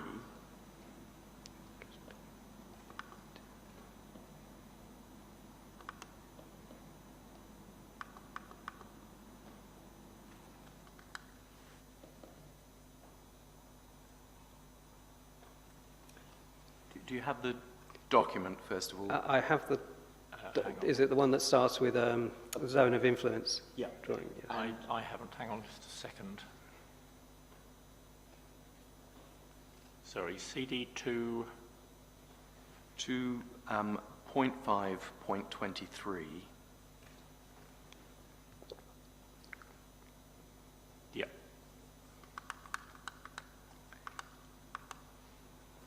Got it. And let's just look first at PDF page 6. because that just gives us the viewpoints, because I want you to identify for me a viewpoint where one would see these things. Now, I'm going to suggest, but you can suggest others, viewpoint 10, which is sort of southwest of the airport, and viewpoint 11, which is sort of near the northern taxiway. But Sorry, where have you moved to? On PDF page 6. Yep. Sorry. And we can see there some viewpoints, VP's viewpoints. And I'm going to look at, we can see where 10 is, southwest, and then viewpoint 11 is just above the taxiway. And let's just look at those viewpoints first of all. So PDF page 16.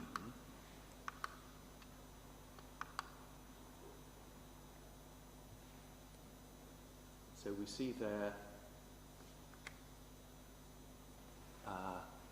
the viewpoint, and you can see across there, so we're on the southern side of the perimeter fence here. We know that the fillets are on the northern side. Do you have the photograph? Yes. Yeah? Sorry, just bear with me. Two photographs, one under the other. Correct. Yep. Annotated daytime viewpoint 10. I showed you before where the fillets and things are. It'd just be, I suggest to you, impossible to see any of that development from that viewpoint, for example. I think it would probably be indistinguishable from the taxiway. It does bring development nearer to this point, and it does bring the aircraft nearer, which I did mention perception as well.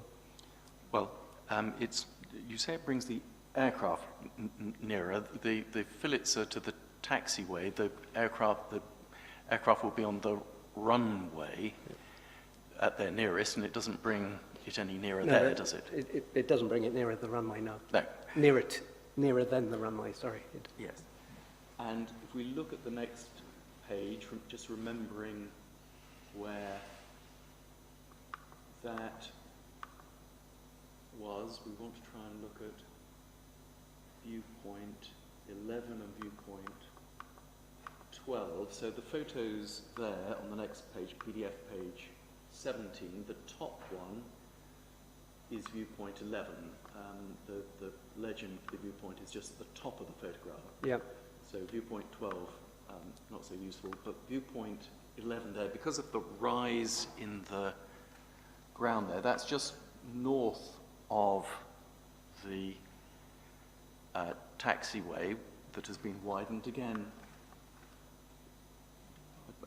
You couldn't see the fillets, could you? No, not from that viewpoint. No. No. Is there any other viewpoint that you want to point me to where you say any of these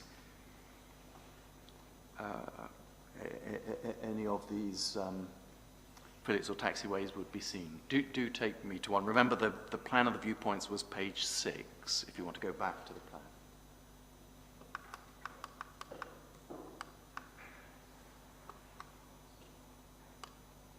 Sorry, page 6.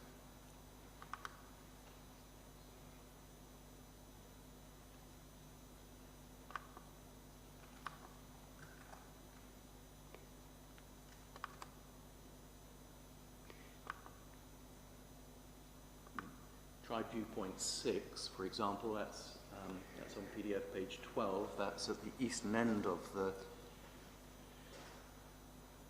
No, you don't. runway. Well, you've got a change in the landform in viewpoint Yes. 6. And so again, you wouldn't Yeah. see any of these things, would you? From those viewpoints, no, you wouldn't. No, or any others. I mean, Well, viewpoint 10, arguably, there is the possibility. That's where the plane spotters stand. That's, as I said, it may be indistinguishable from the levels of the existing taxiway there. But We're looking at the bottom of those two photographs, aren't we, for if we want to look at where the fillets are, because the top one is the very eastern end of the... Sorry, are we on viewpoint 10? yeah, Yep.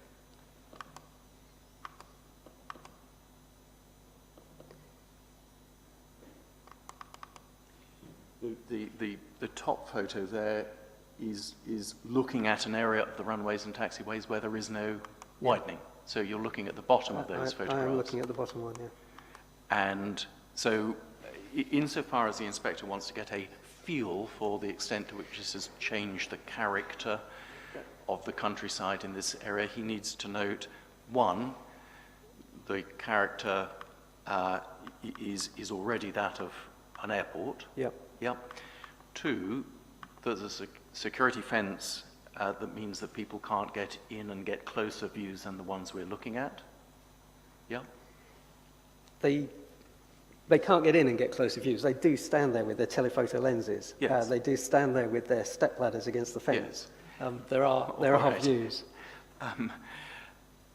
Assuming that most members of the public wanting to appreciate the countryside are not standing there with step ladders and telephoto lenses, and three, from all the viewpoints that we have looked at, and I have invited you to suggest any others, I suggest to you it's impossible or nigh on impossible to actually see any of these ground level changes. As I said, I think it will be very hard to distinguish it between the existing taxiway and the extension. Certainly the officers, in the officers' report, page 106, were of the view that the physical works would not harm the openness of the greenbelt. And that's a perfectly reasonable view, isn't it? They did say that, yes. And it's a reasonable view. Yeah, they're allowed to take that view. Yes. And you drew attention to the fact that the local plan inspectors had pointed to the fact that the land outside the greenbelt inset contributes to openness. Yeah.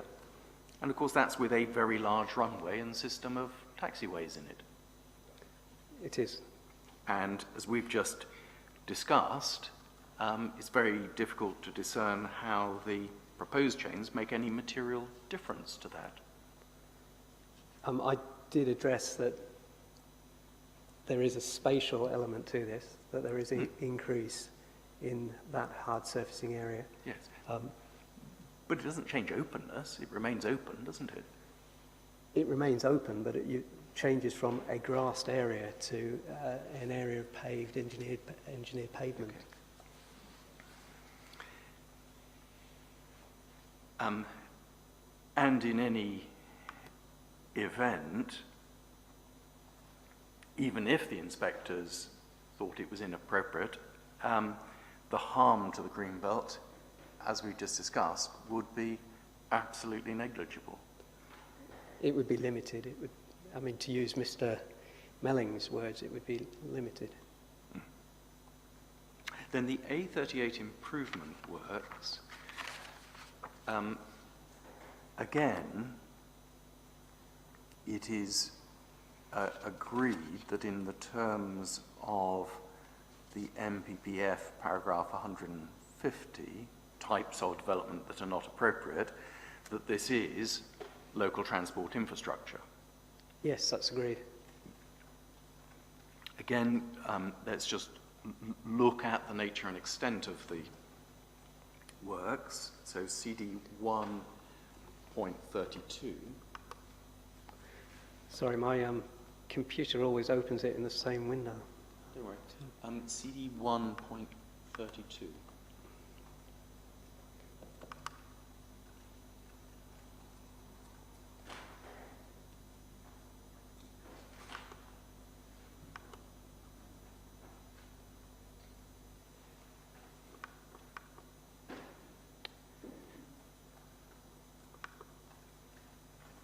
So I'm trying to fit it in. Okay. Do you have it? Yeah. Yeah.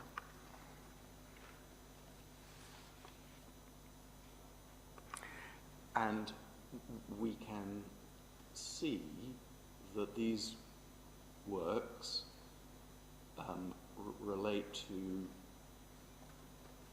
some improvements along the edge of the existing A38. Yes.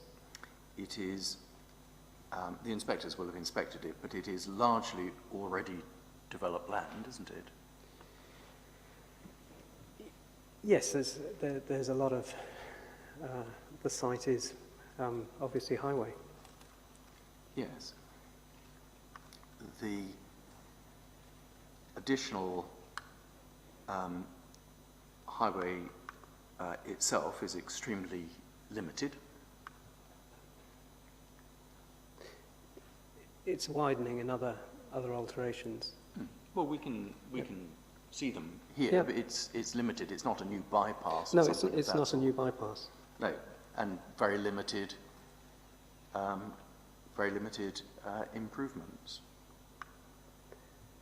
Yeah, junction improvements and widening. Yes. Works again, obviously, at or near surface level. I mean, there's a slight rise when you have, I suppose, the pavement and the cycle path and things. Well, and to try and accommodate some of the junction turnings, Mr. Collins obviously spoke about and clearly with the CPO, the land take, which Mr.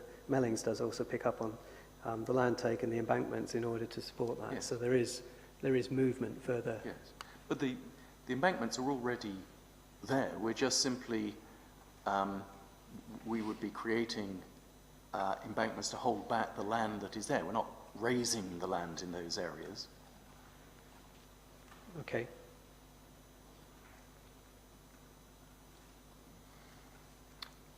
Sorry, I mean, you are, sorry, you are raising the land. You're raising the land in order to get the flat surface for the highway. Well, we're lowering the land, and as we push the land back, if the land was higher, you put an embankment Yes. to stop it. The officers, again, very clear that this would not harm the openness of the green belt. Yes.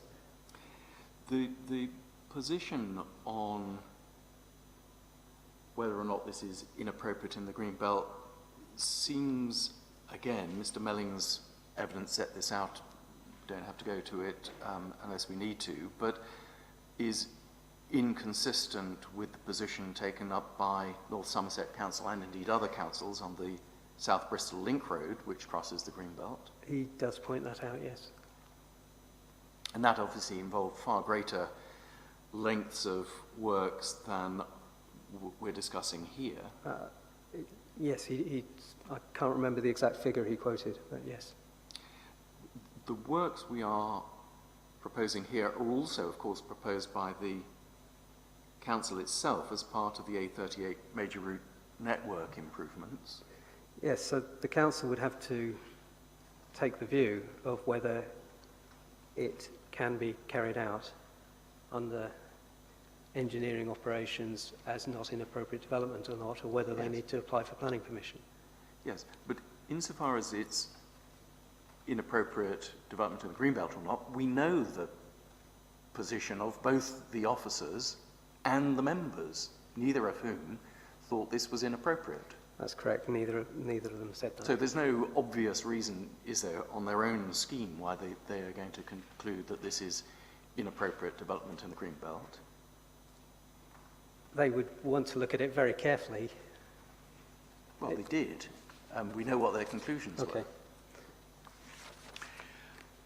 were. So let's turn then to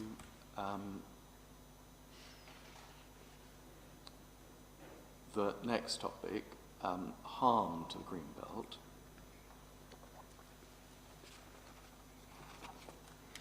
And one of the positions you made was that in the application documents there was no assessment of harm, but we know, don't we, that that was because officers didn't consider that any such assessment was necessary. It wasn't requested at any point, including during the very extensive pre-application discussions. Mr. Melling points out that officers did not request a GBA. No. And they did, we know, discuss and request many things, didn't they, where they thought it was appropriate? They did do a couple of Regulation 25 requests. As far as the assessment is concerned and the approach to the assessment of harm, there's no dispute about the methodology that Mr. Mellings has adopted. As you point out, it's pretty close to NSC's own methodology for the local plan Greenbelt. Yes, and it's used by quite a few local authorities to undertake that. Obviously, I did put in some additional questions which I have used and other local authorities have used, but no, that is an acceptable method. And again, as you pointed out in your evidence in chief, Mr. Melling's assessment identifies 4 cells or parcels of land, whereas the council had the single cell, cell 7. So the BAL assessment is more fine-grained, but you don't make any criticism of that. That's perfectly acceptable. Indeed, in some ways it's better, isn't it? Yeah, I don't make any criticism. I think in one part I say that cell 3, which is the part nearest to Winters Lane, could probably be combined with cell 2, but I think they serve a very similar purpose. But no, it is a useful assessment. Yes, and not just that. I mean, you don't criticise it. It's a perfectly good assessment, isn't it, as far as you're concerned? I think in one place I say that he's using his own criteria. He'd made a mistake. I'd have Apart from that one limited point, thank you for pointing or expressing your view on that. But as a generality, you think it's a good assessment? As a generality, I think it is. I think there are mistakes in his mistakes. He's obvious. I was going to say he has an obvious bias to his outcome, but that's not the case. He takes a different view ultimately to some of the impacts to my interpretation of it. And that assessment process does take account of topography views, context. So if I look, for example, at your paragraph 58,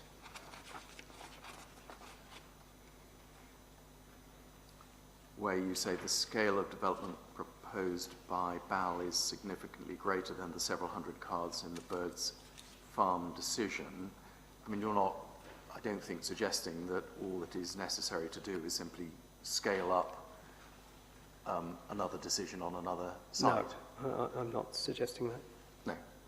No. I am saying the quantum of development here is quite different, and the potential spatial or the spatial impact. Of course, and that's what's been considered in Mr. Melling's assessment, isn't it?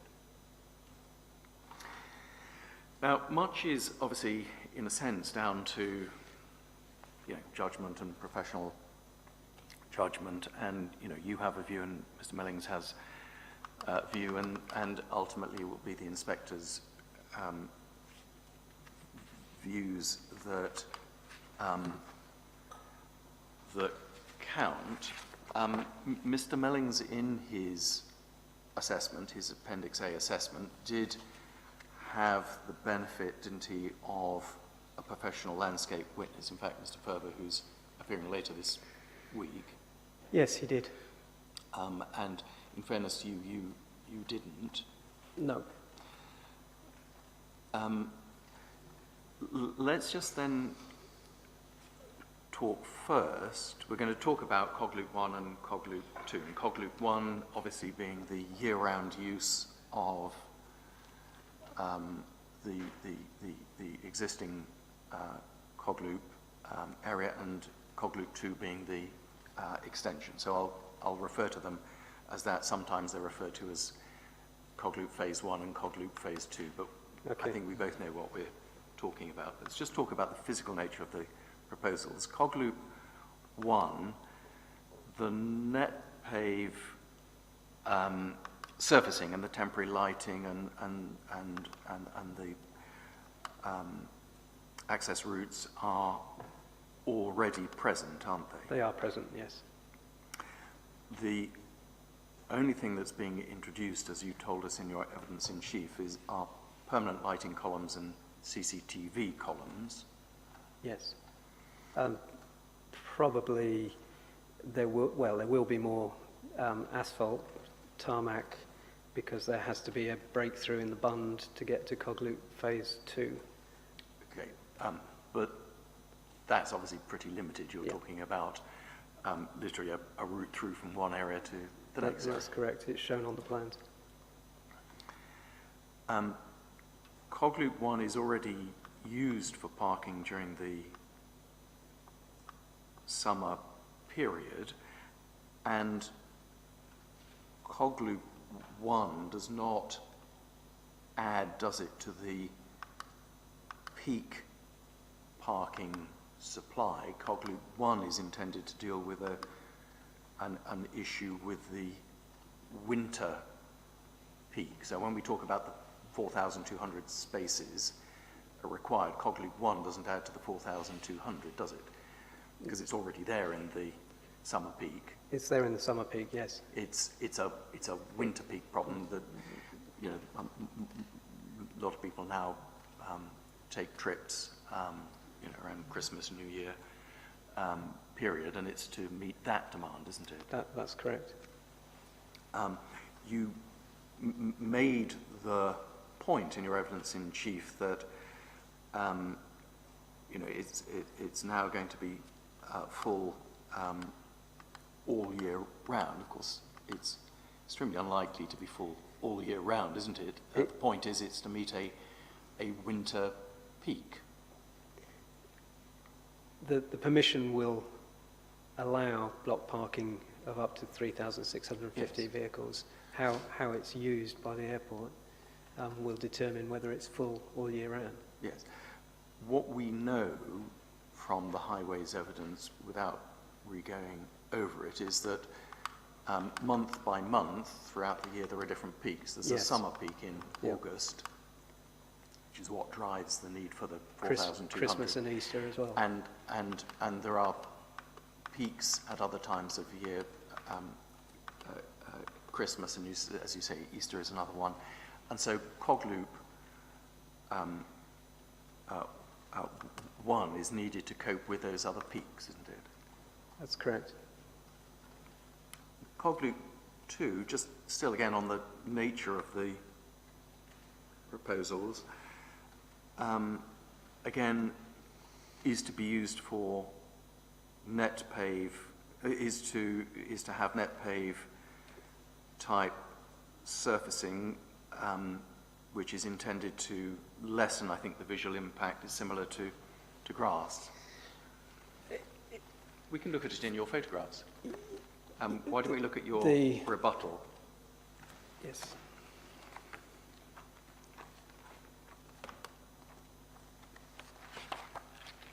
And towards the end is appendix It's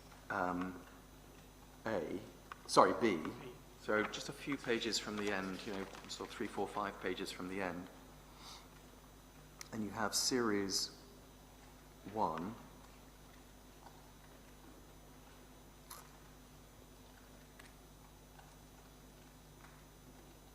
I'm going to have to go online to look at that. How many pages have you got in the document that you've got open? Okay. Oh, okay, sorry. Mine, for some reason, has called it Microsoft Word instead of the That's all right. instead of the reference I've given him. I can't tell you how many It's all right. it's in, but I've now found it. it's going to be about six from the Yeah. end.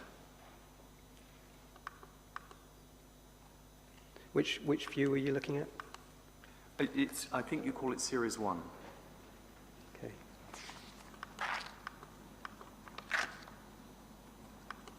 Well, and the inspectors will have seen this from their site visits as Of well. course. I was just making the point, if we look at Series 1, and we don't look at the big super magnified ones, although I suppose we kind of need to, but if we look at Series 1 and you look at that view, you're looking across the car park with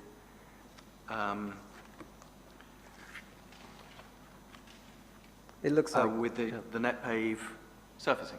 yes. And exactly the same type of surfacing is proposed for Cogloop phase Cogloop 2. 2. Yeah. And if in that series of photographs we look at the third of them, the bottom one of the three on the page I'm looking at, Series 1, and we look at the bottom one which does have the magnification, you can just see there, even with that magnification, one of the hard surfaced access ways. That's correct. Yes. But to be perfectly frank, in the unzoomed in photograph, you can't really see it. The inspectors can go on site. The inspectors have been on site. The naked eye probably sees. I mean, the reason for giving the magnification is that the naked eye. It's like when you went up into the Mendip. Your view with the eyes sees more than the view in the photograph, in my view. So I accept for someone doing an LVIA that you have to give honest, true impressions. I took the one and I've specifically said these are magnifications so Of course. that it could be seen. When I'm up there, I see, given that I'm wearing glasses now, my long sight is very good. When I'm up there, I can see better than the first photograph in Series 1 shows, the one without magnifying. Well, I'm very impressed. And, of course, as far as permanence and remediation is concerned, as I'm sure you will agree, net pave can be lifted, it can be removed, can't it? It can be removed. And you make a point in your evidence about this being currently best and most versatile land. That's obviously not a greenbelt consideration. It isn't a greenbelt consideration. In that photo, while we're still looking at it, your photograph, can you just point out to the inspector Cogloop 2? So we can see Cogloop 1, the sort of browner area. Where's Cogloop 2? It's to the other side of the mound in the background.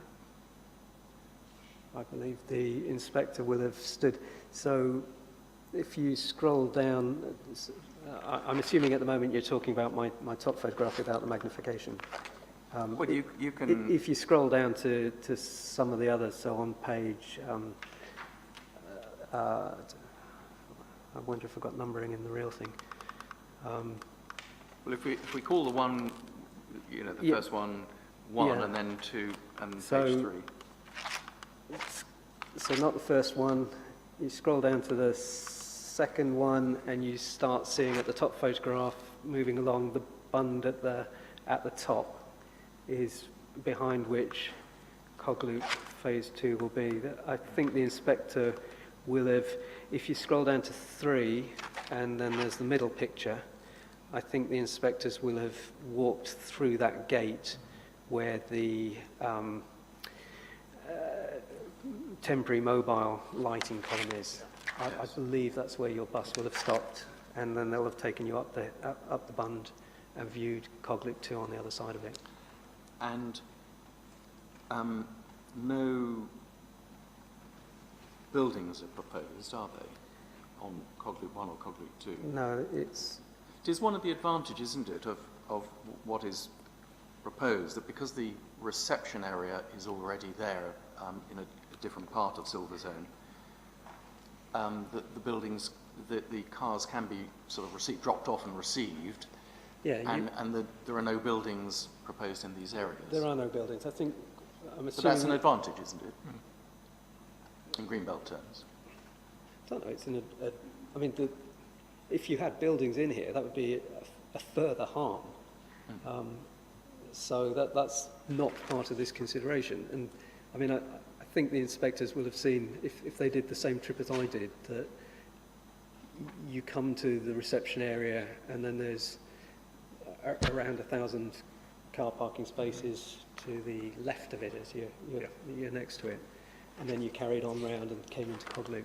But Mr. Humphreys, I accept that there is a building there, that the valet parking can happen, that the people can drop off their keys, they can catch the bus up to the airport, and there is no proposal to build a building, to erect a building in these areas. And But again, that doesn't change. Of course. That would just be an additional harm to the greenbelt if there was. Just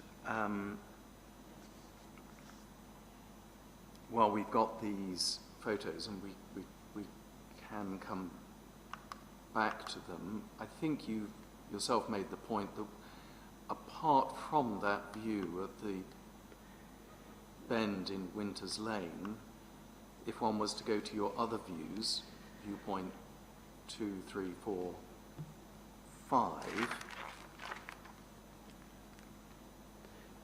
Yeah, my disadvantage was, well, the first visit, well, obviously we've had COVID for the whole time, but the first visit in January was in a period when Cog Loop Phase 1 wouldn't have been operating anyway, but the rest of Silver Zone wasn't operating. no. So it is, I have read the LVIA. I did go up to the Mendip.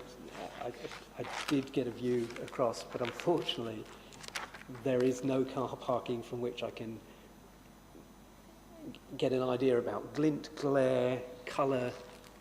I did read the LVIA, which says that it's hard to distinguish it except from the very highest point, and then generally you're reading against a grey background of buildings. I have not been able to assess the 7,000 or whatever cars that currently are in Silver Zone and what might happen here.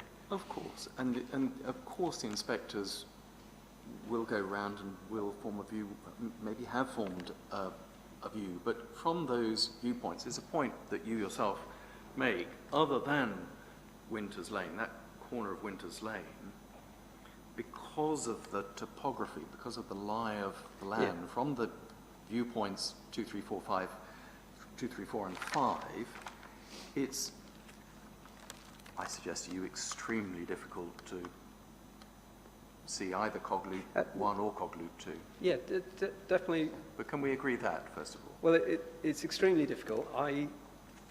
I would have liked to have seen cars parked in the Silver Zone so that I could get an idea from the A38, from the Highwood area, the footpath going to the small terrace of houses. When you go along the public footpath from the A38 to Winters Lane, yes, I would doubt very much that you're going to get any views. And there is a nice copse in the way, and then the land, as you get to Winters Lane, come off the footpath, the land's sloping up, so it's going to be from the residential properties nearer the top of the hill that will have views.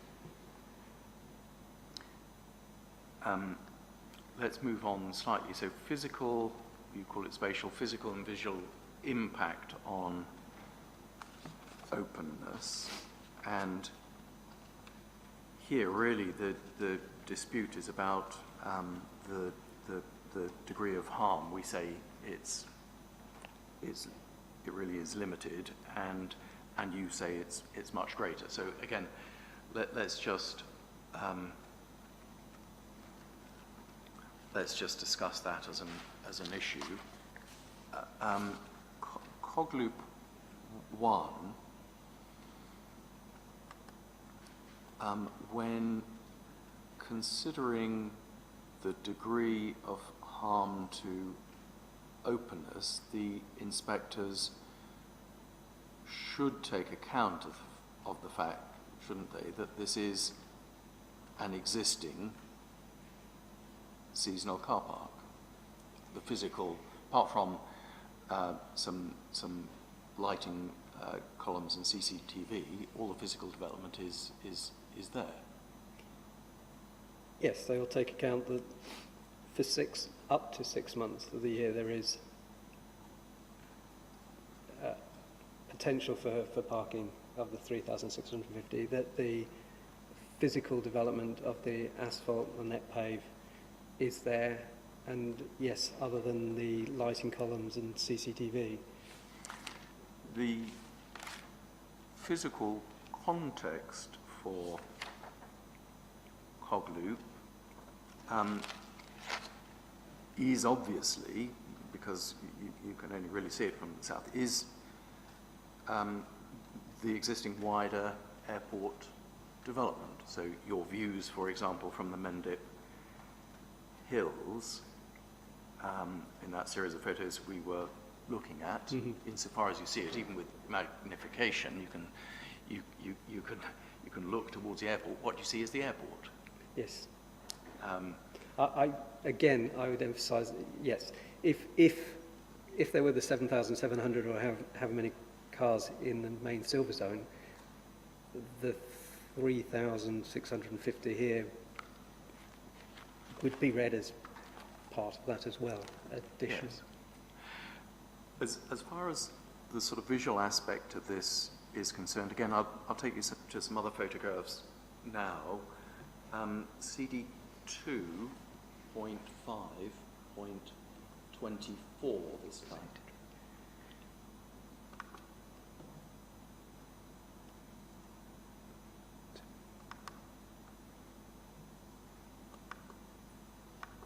And these are some of the photographs and the montages from the environmental statement, because the physical development didn't change. There wasn't a materially different assessment in the environmental statement addendum. So do you have one that starts with a picture of the airport? Yes. And I'll get you to turn to figure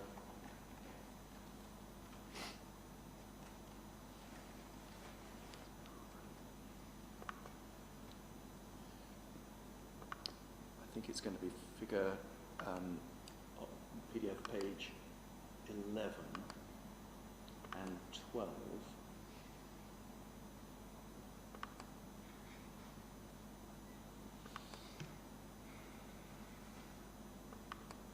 And I think you told us that,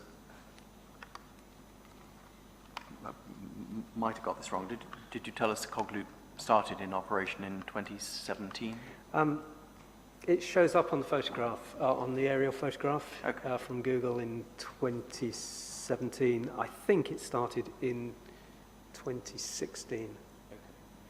And if we look at this photograph, we can see in the bottom left-hand corner that this is a photograph from July 2018, so whatever it is, a year after opening, and this is the only viewpoint that you point to where the cars can be clearly seen. This is that bend in Winter Lane. I mean, the LVIA accepts that it can be seen from some of the residential properties, some of the farm buildings to the south. Again, there were no cars parked when I did my visit. But there are in this. So yeah, but this there are sometimes coming up Winters Lane that there were, the embankment rises, but in places the hedge is cut. So there might be other limited views, but generally that is the main view. And this was obviously early on. In the next photograph, PDF page 12, which has the planting having grown up a little bit. And obviously this is a representation of that planting, but one can see that the views with the planting, which is obviously subject to planning condition, is much more limited here. Yes, it's more limited. And Cog Loop 2, obviously, insofar as one could see it, would be on the other side of this. Yes, it would be further to the southeast. And, you know, it will be for, obviously, the inspectors to form a view, but insofar as harm to the greenbelt is in part to do with a visual effect, that visual effect here we can record can be seen from very few places and is capable of being mitigated. But it goes back to the evidence in chief that the mitigation is closing off the greenbelt as well. So it's a man-made structure that's been put there to try and obscure the damage that's being caused by introducing 3,650 cars or 2,700 cars into the greenbelt. That in itself has a visual impact. It has an impact on the openness of the greenbelt.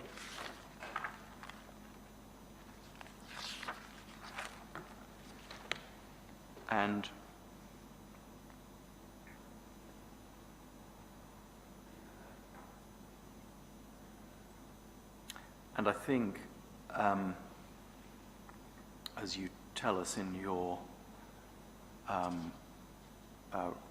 rebuttal, I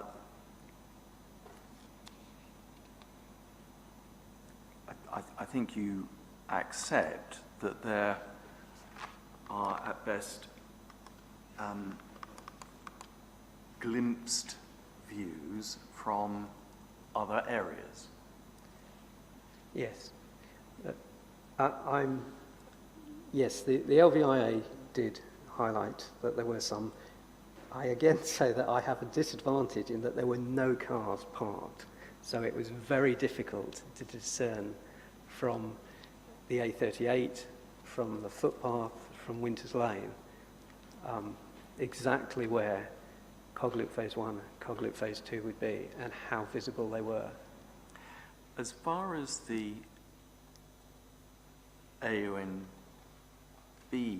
is concerned, and in fairness to you, I don't think you make an enormous amount of this point, but if one looks at CD 2.5.24, Sorry, that was the document we is it the one that's still got open? Okay. I think so. Yeah. And just there are 2 or 3 photographs at PDF page 18, 19, and so on. And the first one on PDF page 18, that's figure 9.31a, viewpoint 16 is Barrington Ham area of the AON. Yeah. And you can see the legend there, approximate extent of the airport, including the runway. And again, obviously, I do appreciate the photographs are no substitute for the inspectors looking at particular things. If one goes on to the next photograph, you can see that slightly enlarged, but whatever others may say, I don't think you're suggesting, are you, that there is a material impact in visual terms, in terms of openness, from the AONB? I haven't said that. No, you haven't said that there is. I haven't said that there is. Yeah. Sorry, I'm not contradicting you. No.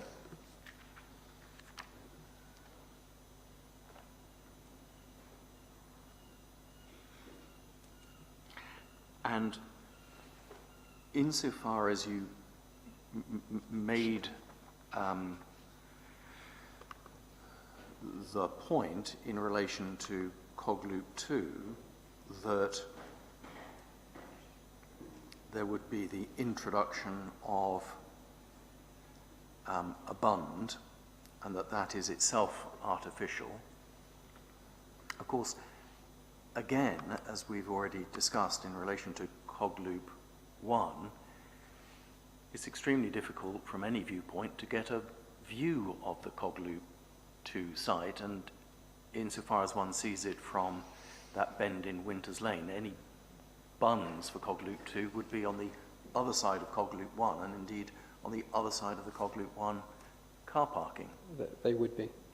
And from the footpaths and other publicly accessible areas to the south, again, as we've discussed, it would be extremely difficult to see either the cars or indeed even the bunds because of the lie of the land. It would be difficult to see views. Sorry, just to go back on the AONB, I haven't made a point. I did in my rebuttal proof, just obviously one of those photographs, I did say that I'd been up there, I'd viewed it. I did say that there was a disadvantage in that there were no cars. The main thing that drew, very few planes were flying. In fact, January when I went, Boris Johnson put us into lockdown. I don't think it was just to spoil your site visit. I felt it might have been because I had to leave the hotel for the next day.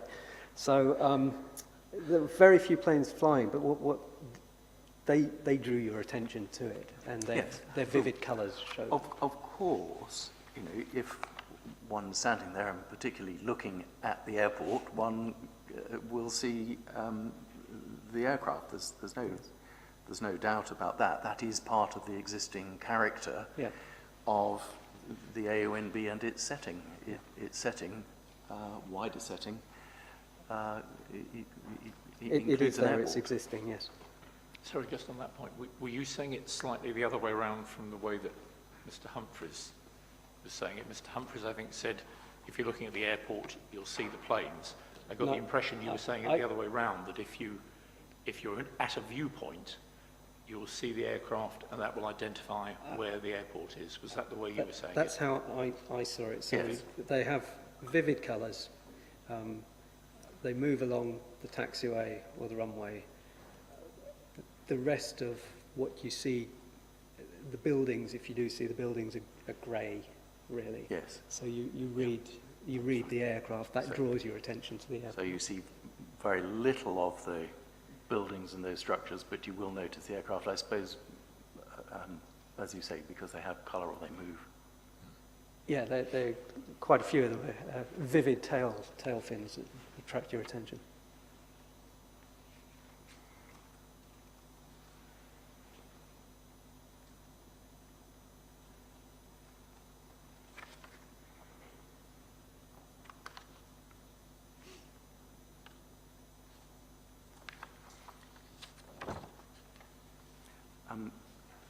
In relation to Cogloop 2, and we've touched on some of these things because, of course, there is a close relationship with Cogloop 1. Here, again, you say that the harm arises because this is development of an undeveloped site. Again, we can agree that the only, in terms of openness, the only features that you've drawn attention to are the lighting columns, CCTV, and when they are there, the cars. And the fact that the buns and the landscaping, which Mr. Mellings describes as mitigation, impact upon the openness of the greenbelt by closing it off. Save that, as we've agreed, it's very difficult to see them from But actually any location, even the corner of Winters but Lane. that's as bad as me saying in an appeal statement on a conservation area that you can't see the development because it's behind the building, therefore it has no impact. It's not quite as bad as that. That would be I got told off for saying that. bad, but here, if we're trying to talk about openness and a sense of openness, for there to be a sense of openness, someone has to be able to experience that. I don't know that you have to experience it. It's open countryside. Right, and it will continue to be open countryside. It won't be. It'll be enclosed, and it will be hard surfaced, and it will be change of use with cars parked across it. It's not going to be open countryside. And what we're considering, though, is the degree of harm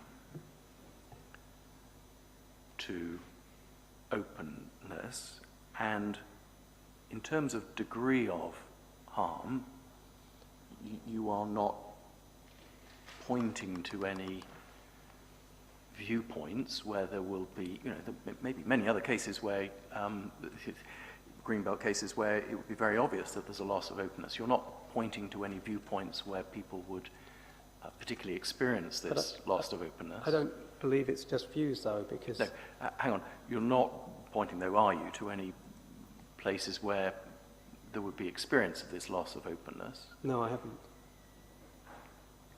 But again, I mean, in Mr. Melling's own proof of evidence, where he describes parcel S2, which includes the cog loop, he refers to is part of a wider expanse of open countryside to the south of the airport. Well-vegetated bun forms the southern boundary of the airport, provides clear functional and visual separation. And I would say it does have a very important role. And in terms of a sense of openness or a sense of countryside, there's no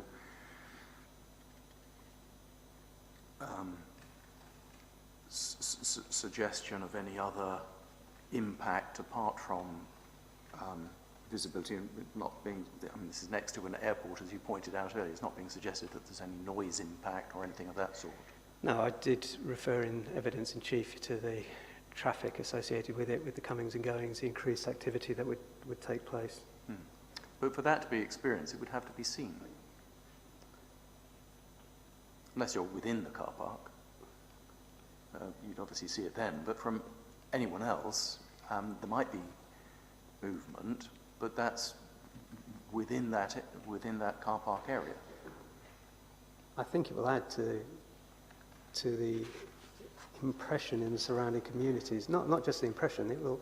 The people living in the surrounding communities will experience additional car movements.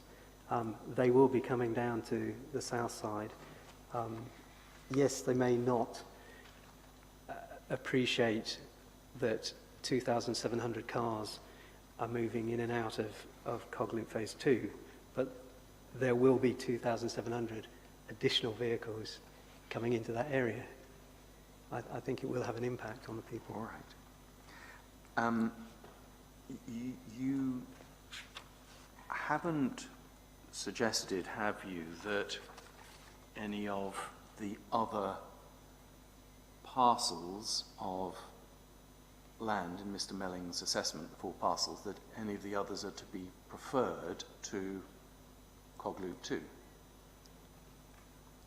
No, I haven't, because they are parcels within the Greenbelt. So my direction would be to say the Greenbelt inset should be the priority. We will come to that, but I just wanted to confirm that insofar as the inspector may feel it's necessary to go into the Greenbelt, you're not saying we've chosen the wrong bit of the Greenbelt next to the airport? No, I haven't said that.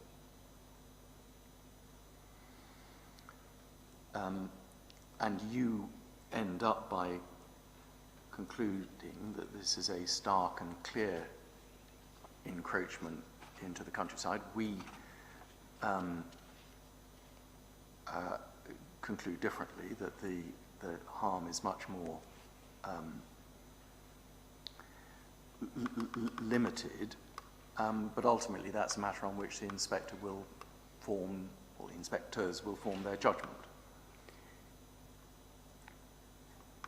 Yes, that's correct. They will make an assessment based on the evidence that they've heard from both sides. And insofar as they do so, Mr. Mellings in his Appendix A set out a very extensive analysis of the Greenbelt, the particular parcels and the contribution they make. You have not presented any alternative analysis to that, no detailed analysis. I have said where I thought that he had made comments that I disagreed with. Okay. For instance, he's, just in his assessment to come up with the limited harm, it's almost, his assessment is almost as though you've got a matrix, that you're looking at stuff on the left and you're coming to a conclusion on the right. One of his comments on the physical openness of parcel S2, which is the cog loop, he specifically says its physical openness is high, reflecting open countryside character, with limited built development immediately adjacent to the A38. So he comes up with moderate to limited, but his own criteria would suggest to me that there should have been a higher categorization of the impact. Okay. The point I was putting to you, I mean, the inspector will see it and put what weight he feels appropriate on it.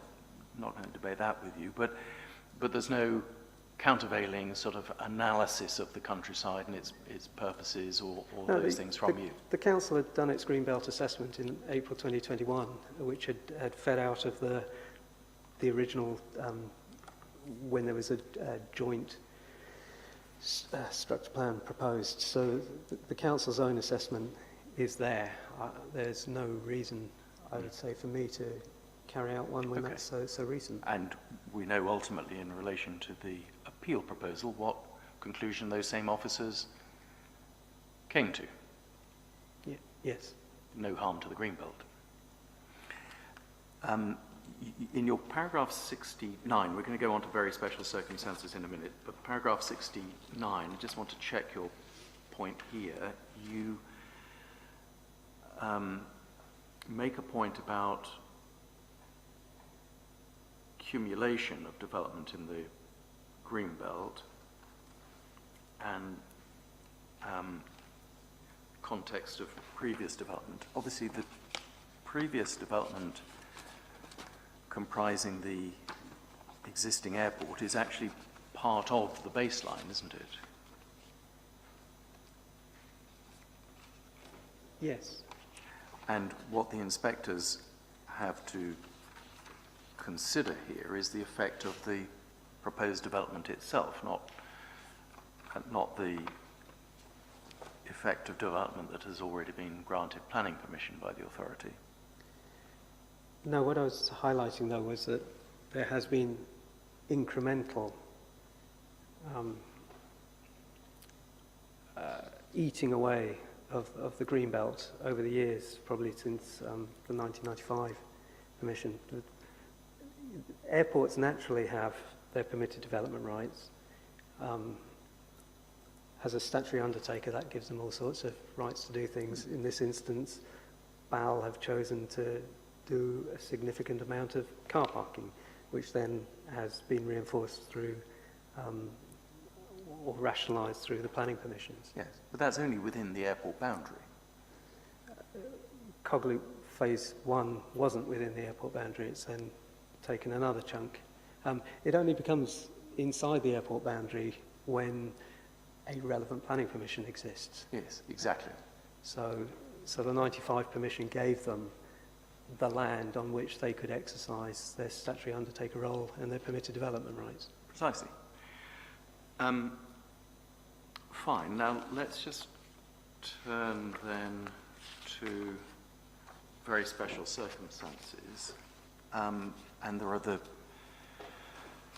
three of them, as Mr. Taylor identified with you the need for additional car parking, no further suitable and available sites outside the Greenbelt, and need for and benefits of growth at the airport. And Sorry, Mr. Humphreys, can you just bear with me? Could you remind me on what page we are now? we're not particularly Okay. on a page. I was just reminding you Thank you. of the things you've gone through in the evidence in chief, and need for and benefits of the growth of the airport we're going to leave to one side. So I just want to ask you about the very special circumstances. One, need for additional car parking in the Greenbelt, and obviously we had Mr. Witchell's evidence and we had Mr. Collis's evidence, and that was discussed during the Highways Transport Week, and I'm not going to kind of retrace that ground with you. That's not for you, or at least not for you at the moment. But what I'm going to do is ask you some questions on the basis of assumptions as to, you know, things that the inspectors could conclude. So do you understand the basis on which I'm going to ask you the questions? I think so. Okay. So let's assume, so the first assumption is broadly that Mr. Witchell's assessment of parking demand is correct. So we'll assume, and it is only an assumption, that the inspectors find that there is additional parking demand for 4,200 spaces at 12 mppa, and that only 1,500 of them net are met in the Greenbelt insert, that's MSCP 3, and therefore we're looking for 2,700 spaces elsewhere.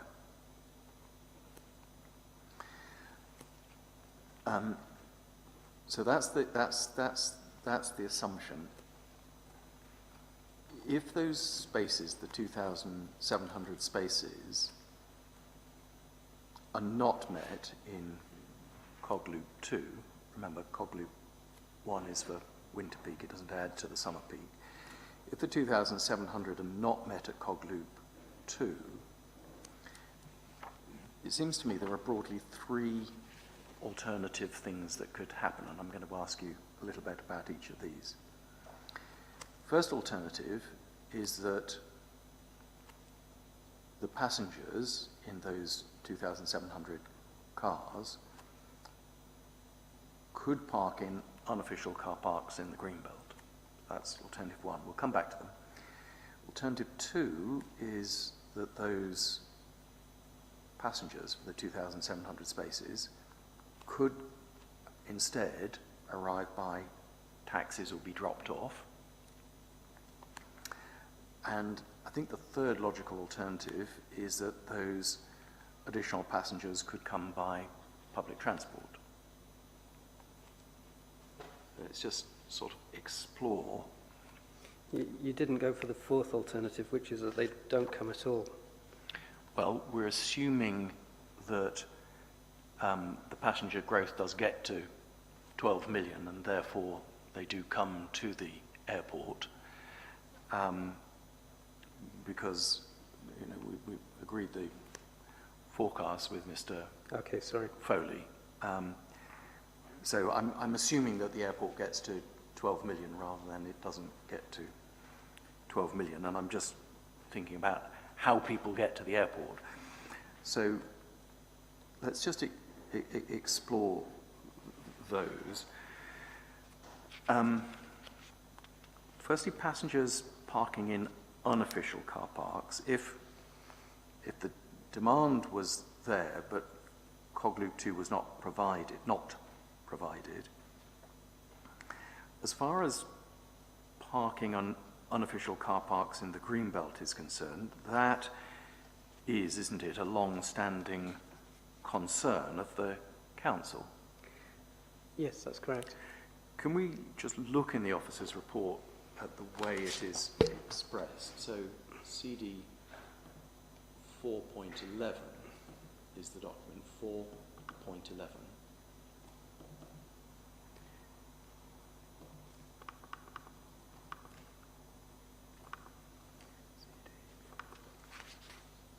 And Sorry, I'm still searching. I had a paper copy, but it was too big. oh, no. And I was going to invite you to turn to page 104.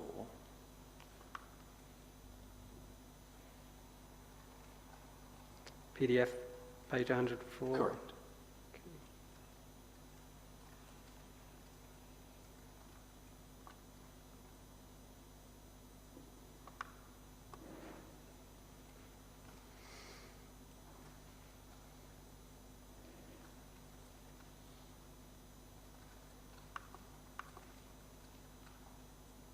Yes, sorry, I'm there. Sorry. Have you Yes, got it? I'm sorry.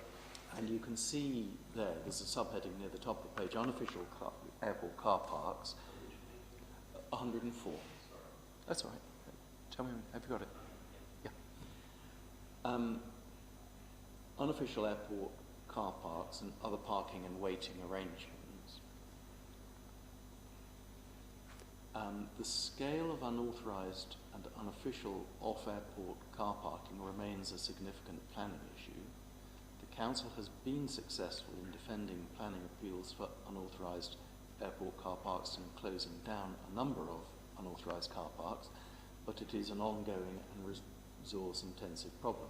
Typically, the closure of one unauthorised site often results in another car park site being set up nearby, and you can see a little bit further down it goes to short-term parking, and waiting also occurs by the roadside lay-bys and other locations near the airport, often to the detriment of local communities. I'm not going to keep reading from this, but we know, don't we, that this type of unauthorised or unofficial car parking is a major concern of the councils.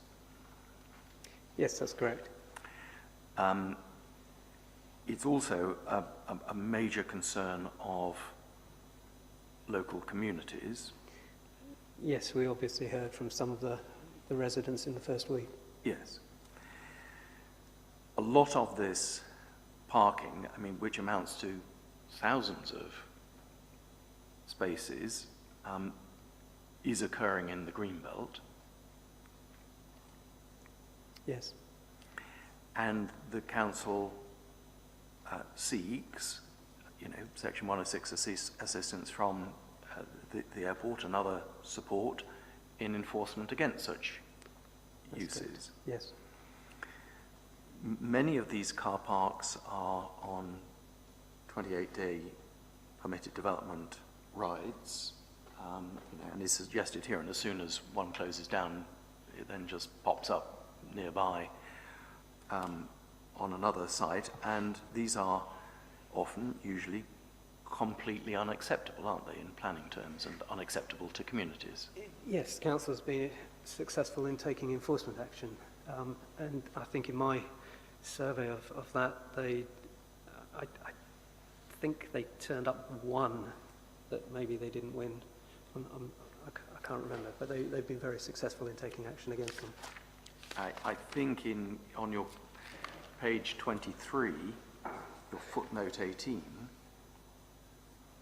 you give us a snapshot, don't you, of footnote 18, snapshot of what was happened when there were all bar one appeal an against incredible notices. 39 Yeah.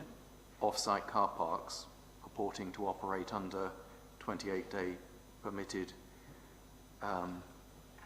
development rights, and it gives us there a little bit of a history, and clearly it would be very undesirable, wouldn't it, to under-provide car parking at the airport if that led to increased car parking of this sort in the surrounding areas. That would be extremely undesirable, wouldn't it? It would be undesirable, but it's still based on your hypothesis at the moment. Of course, it's of course on the hypothesis, because I don't want to, I'll start on the hypothesis and then we can move on to other hypotheses, but I'm just exploring with you the basis of that hypothesis, you are certainly not suggesting if a consequence of under-providing car parking against Mr. Witchell's demand was that more people parked in the in surrounding areas, or a proportion of them parked in surrounding areas, that would be extremely undesirable, wouldn't it? I'm not suggesting that it would be preferable. No. Yeah. All right. Forgot the way you expressed it, sorry. Another alternative that I identified was passengers using taxis and drop-offs, and we know that a consequence of that is that it doubles the numbers of trips on the local highway network.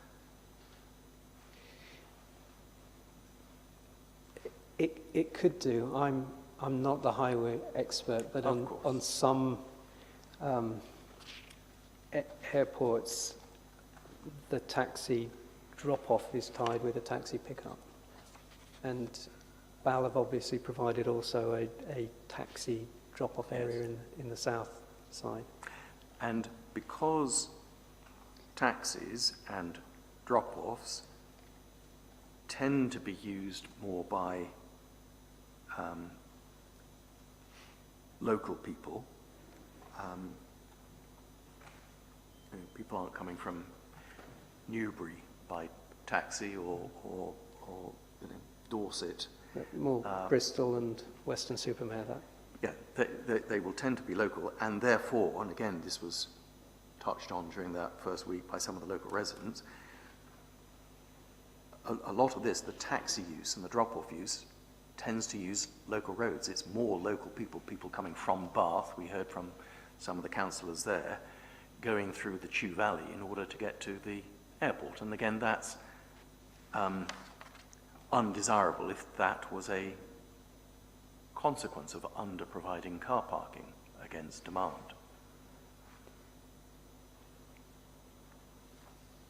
Sorry, yes, that would be undesirable. And we, again, know, don't we, that those sort of taxis drop-offs are at the bottom of the airport surface access strategy. The airport is doing what it can to discourage that type of arrival at the airport, and that's supported by the council, isn't it, very strongly? Yes, the council has indicated that the double movements or that structure is the correct approach. And again, during week one, we heard about some of the problems with taxis waiting for their rides, waiting in local villages. We heard, for example, about, if I can put it delicately, inappropriate use of parking areas by taxi drivers waiting, parking on village roads, drives, sort of lay-bys on the sides of roads. And again, if that was a consequence of under-providing car parking, that would be extremely undesirable, wouldn't it? It would be extremely undesirable, but it is common to large venues, to airports, that activity happens. So you end up with the likes of Brent Council taking significant action. You have Heathrow with Hillingdon. So it is unfortunately something that happens, and it is an undesirable. Yes. It's one of the issues that gives rise to most anger in local communities. We know that from hearing from residents. Yes? Maybe you weren't here, but... I didn't hear all the residents. I understood that, from what I heard, noise seemed to be the issue that gave rise to most anger. Well, it's, I think I said one of the issues. Certainly under-providing car parking against demand, on my assumption of demand, if it was to lead to more taxis and drop-offs, that would be, again, very undesirable, wouldn't it? It would be undesirable. The airport could orchestrate the taxi drop-off arrangements to ensure single trips effectively, not the double journeys. The third possibility was that the passengers transfer to public transport. But to avoid the two effects we've just talked about being exacerbated, that would require, wouldn't it, an assumption that all of the passengers that the airport has forecast would want to park at the airport in the silver zone, the 2,700 spaces, that all of those transferred to public transport and came by that means instead. Yes and no, because it's still your hypothesis that 2,700 spaces can only be provided in the Greenbelt.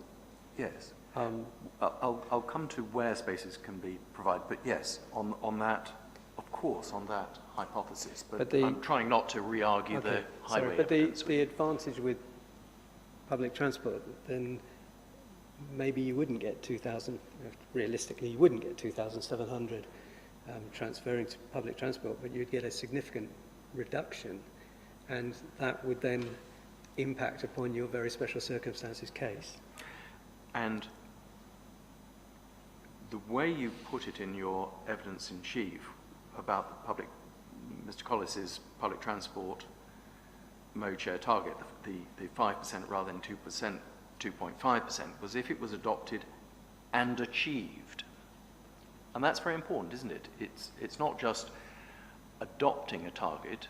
In order to avoid the two other effects we talked about, that would actually have to be achieved.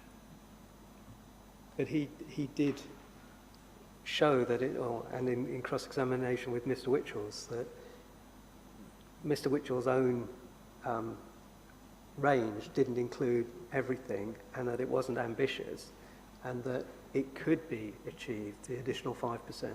Yes. Well, of course, that's Mr. Collis's evidence, and the inspectors will have to decide whether they accept what he said or whether they don't accept what he said. Obviously, we don't accept that. And if if Mr. Collis is right and there is no demand for the 4,200 spaces, then obviously they will draw the appropriate conclusions from that. I mean, that clearly is the case. Let's just assume now that there is the demand for an additional 4,200 spaces, and just consider phasing.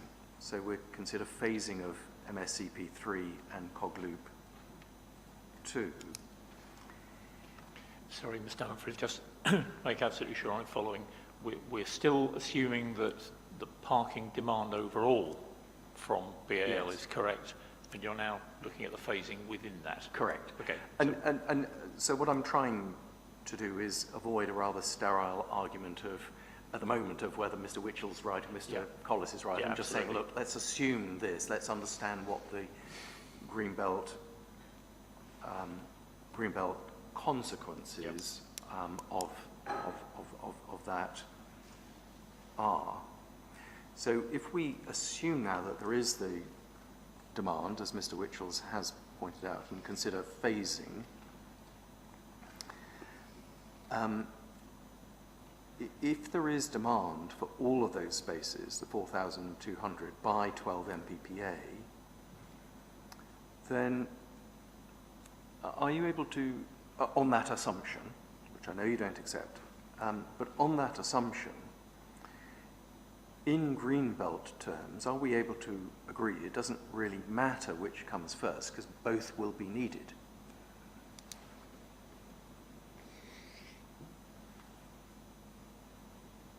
Well, it does, because that assumption may be wrong. You know, of course it may be. I completely understand that. It's an assumption. But if it is right, I mean, the assumption, look, if the inspectors decide that Mr. Witchells is right on here and his figures are robust, I'm trying to understand what your position is. I know you don't agree with the assumption. I know Mr. Collis thinks his evidence is right, of course. But just on that assumption about phasing, in those circumstances, it doesn't matter, does it, which comes first, because both are needed. You'd be creating, I would say it does matter, because you can never, well, it's highly unlikely that you'll reverse the impact on the green belt. This isn't assuming your assumption's wrong, this is assuming things change in the future. It's highly unlikely that that would be reversed. It's also evident from the airport's development to date that the MSCPs are the later things that come forward. So you will create the harm to the greenbelt first. In my opinion, other than the fact that I think you can accommodate more development within the GBI, in my opinion, it would be better to provide the car parking within the GBI first. And one of those is obviously the PTI could improve surface access and the public transport mode share. I'm still accepting your assumption is that 12 million will come forward, but I would say that it would be better to get the development in the GBI. It's not the assumption that the 12 million comes forward, because we're all agreed on that, and you know the agreed date is 2030. It's yes. that the demand for that number of spaces comes forward. And the point I was putting to you is, look, if you're going to need both MSCP3 and CogLoop 2, in those terms, doesn't matter, does it, which comes first? I do think it does. You do think it does, okay. And because? Because you would introduce the impact on the greenbelt first, the serious harm to the greenbelt. So it's a timing thing. You accept that this would come forward, but because it might come forward in a slightly different timescale, that's the only difference between that. That would be the only reason for phasing. I think it would be much better to have a condition such as the council has proposed on phasing, because it may not come forward. Okay. Now, in a sense, that's where we do have the monitor and manage, and your point was, well, hang on, a monitor and manage condition means that there aren't really very special circumstances. But monitor and manage is intended to deal with things that aren't known about now. For example, let me give you an example, not known about now, but a park and ride facility is granted planning permission in 6 years' time. That serves the airport somewhere else. It's a fact, it happens. Monitor and manage would allow the council and the airport to manage the way and the amount of car parking that came forward. So it has nothing to do with very special circumstances now. It's to do with the unexpected. It does undermine your previous arguments. It doesn't undermine the previous argument it does at all if it's unexpected because now.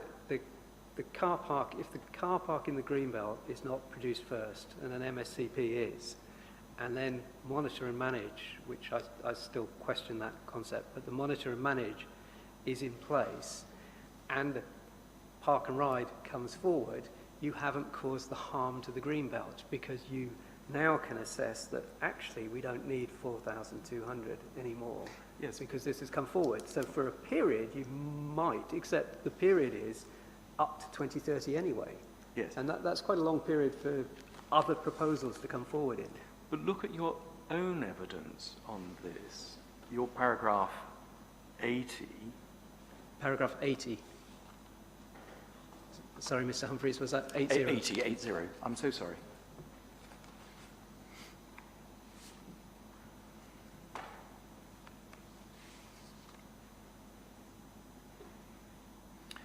Your point is, you say, second line, I'm not persuaded, which I'm not persuaded is the case given that the clear evidence that passengers are seeking an improved experience. So your point seems to be that passengers don't want low cost, they want an improved experience of a multi-storey car park. Now, if you are right about that, and you actually have belief in what you're saying, your argument is that MSCP3 would come forward first under phasing. If BAL put prices at a reasonable price as well, I mean, obviously one of the arguments is that, you know, business travellers will obviously go for that because cost is less important. But, I mean, Mr. Melling in his own evidence does refer to the fact that BAL is seeking to, and it fits with the likes of the APF, the improved passenger experience is part of the proposal. I think if MSCP 2 or 3 came forward first, on your monitor and manage, that does protect the greenbelt, and it may be that things in the 10-year period up to 2030 have changed quite significantly. So I'm conscious of time. Could I be permitted just to continue going for a few minutes, and then there's a natural break point, and I don't have lots more after that, but Okay, that's fine. Now, in relation to this, you make the point that there is no viability evidence about MSCP 3, but there's no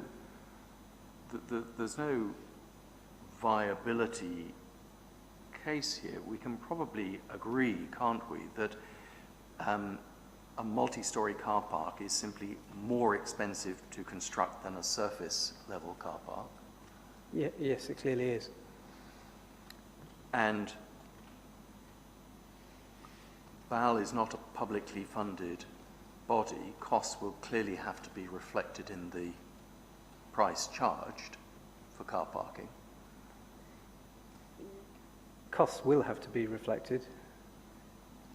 And therefore, you yourself make the point that it's difficult for BAL, even with its low-cost surface-level car parking, to compete with unofficial sites because they will tend to undercut your paragraph 82.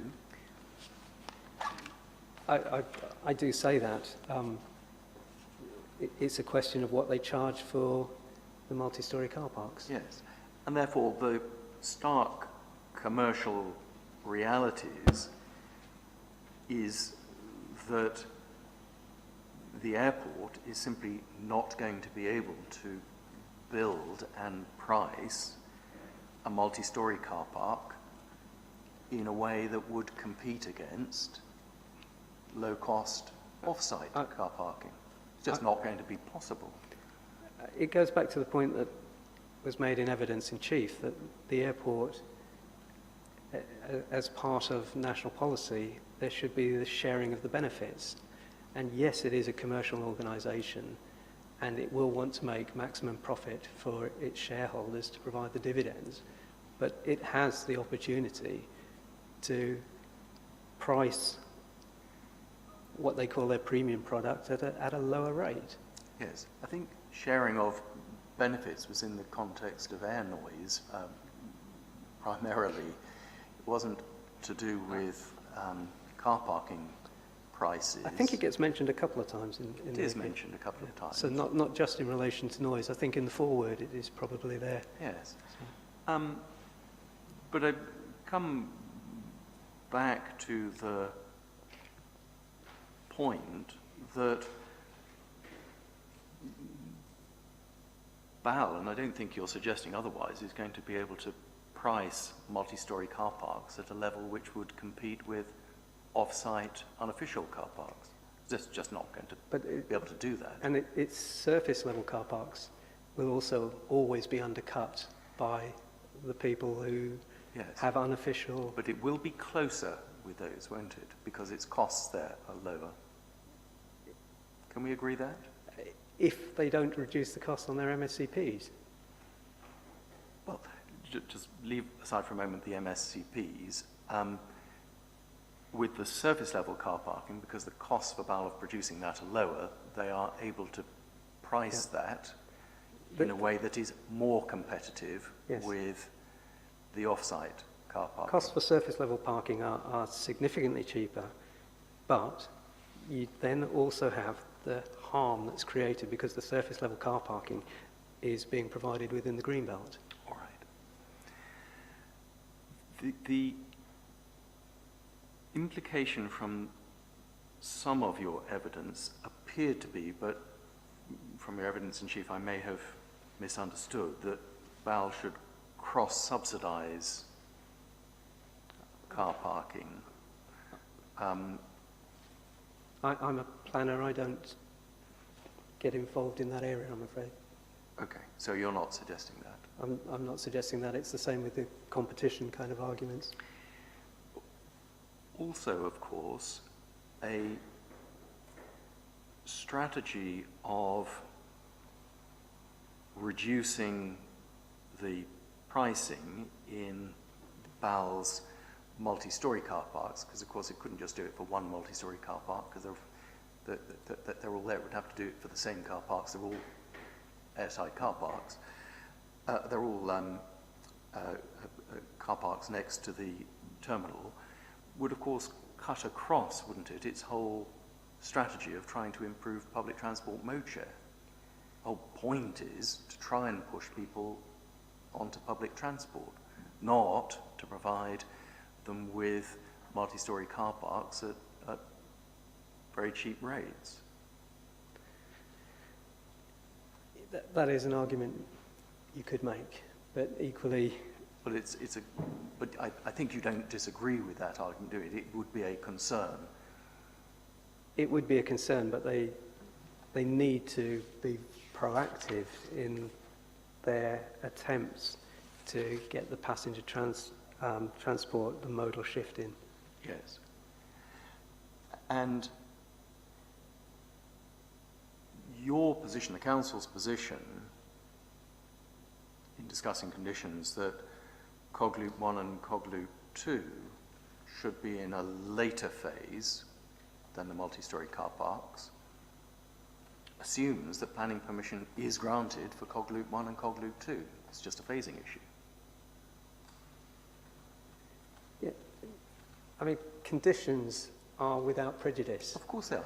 No. So you have two different angles. You have the manage and monitor and manage approach, or you have the provide the demand one, the make sure that you've got the harm to the Greenbelt last in case that doesn't happen. But it's not accepting that planning permission should be granted for this. If planning permission is granted... No, of course I understand that you don't. I was perhaps illustrating the point because you raised this about those two car parks being phased later. This is again on the assumption that permission is granted for everything. It's a phasing point. So can you put your question again, sorry? Yes, your point which you made in evidence in chief that Cog Loop 1 and Cog Loop 2 should be phased later is on the assumption that planning permission is granted for all of that car parking. It is on that assumption, yes. Yeah. So that would be a convenient moment. I don't have lots more, but obviously I do have some. Roughly how much more, excuse me, how much more have we got, do you reckon? Sort of 20 minutes? I'm just, is there much re-examination to date? I think it's about 10 or I'm completely in your hands, and particularly as you're the one being cross-examined as to whether we press I'm on more than happy on to, now. I would go on. prefer to carry on than Okay, Ian further and if you go want to carry on scraping suffering, around. If we're all okay, let's carry on, then we can break for, not break. No, let's carry on then. So, very special circumstances 2, this is about whether there are suitable and available alternative sites for car parking outside the green belt.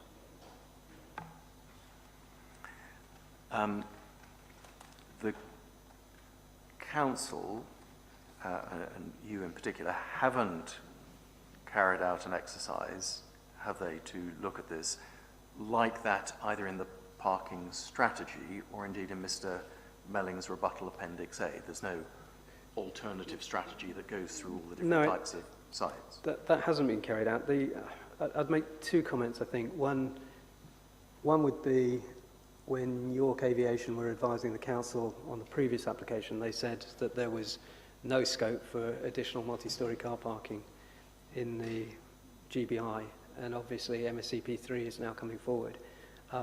My personal experience, having stayed at the hotel, is that there is scope for, and it isn't in my proof of evidence, I don't believe, there is scope to me for parking on the land in front of the hotel, where there is quite a decent size, maybe up to 100 surface car parking spaces. Let's just examine that.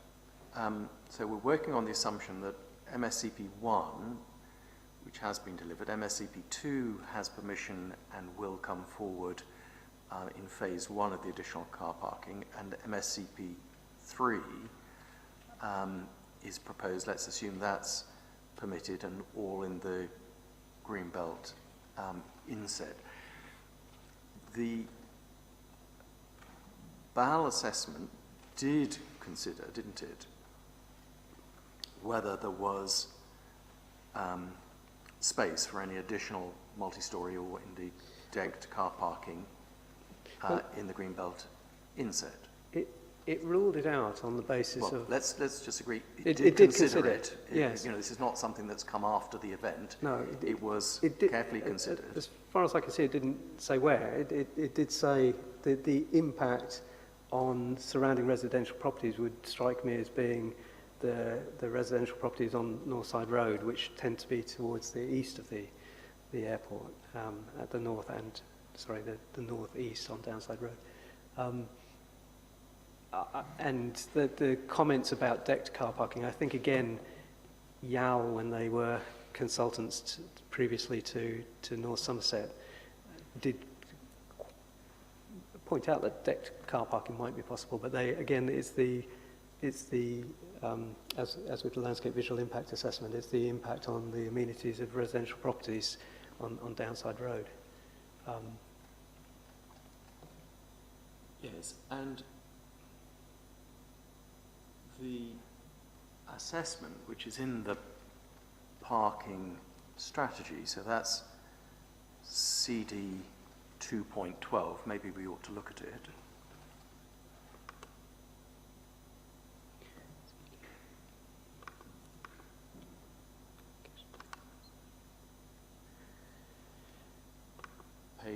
PDF page 27.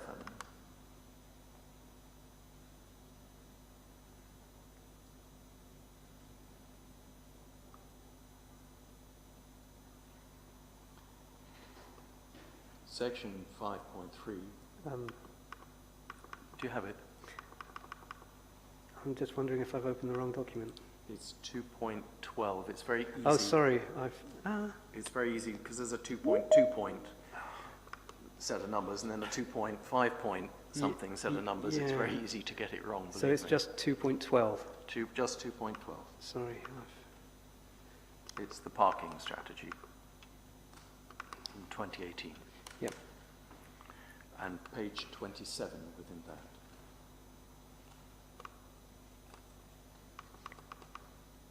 PDF, page 27. PDF, page 12.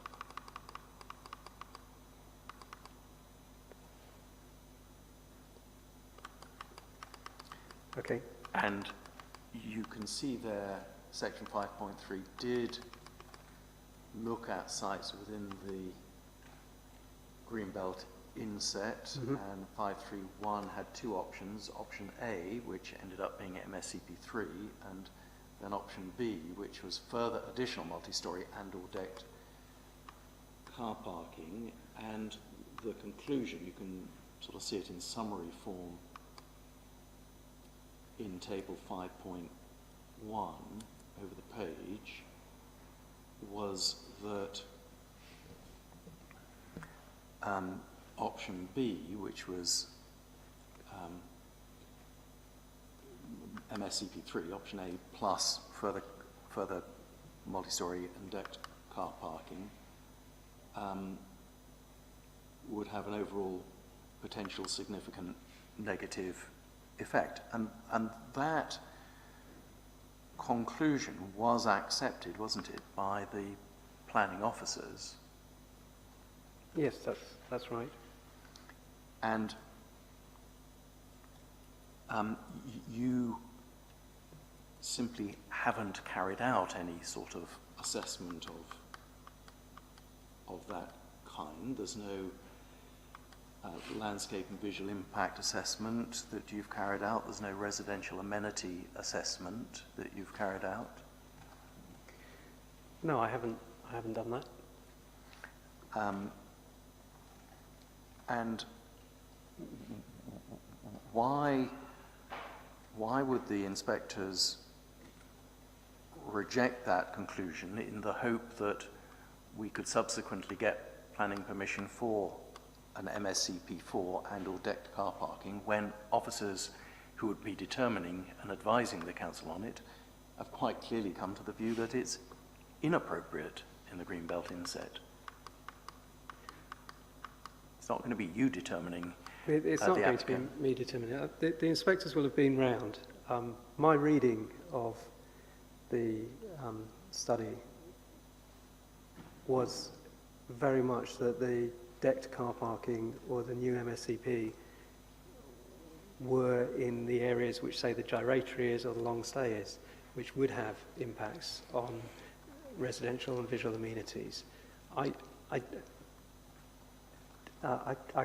don't think it went into my proof, but having been to the airport on a number of occasions and having stayed at the hotel, I did consider that there is scope, because of the change in landforms, because of the lack of residential on that side, there is scope for additional... Well, that was, of course, that's your view. The inspector Yes. will have that. He will have to weigh that against the view set out in the fairly detailed analysis and the views of officers who obviously know the airport extremely well and form a judgment, won't he?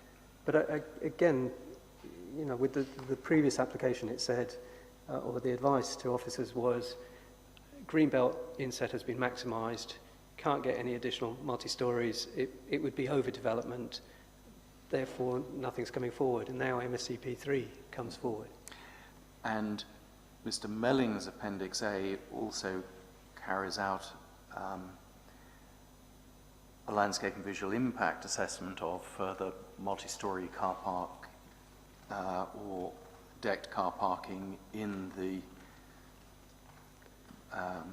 Greenbelt inset, and that shows that there are significant additional areas around the airport, particularly to the north of the airport, that would experience a visual impact from such a proposal. It doesn't specify which areas they've looked at. So if I were to say the area where the gyratory is, the area where the long stay is, you have two-storey residential properties just to the north of that. Yes, if I were to put a multi-storey car park further that way, then, you know, the car park's moving further eastward, then there would be an adverse impact upon the residential amenities. There would be an adverse impact in terms of visual. Properties all the way along, or large way along Downside Road, aren't there? There are, but if you look at the hotel and the height of the hotel and the space in front of the hotel to the west,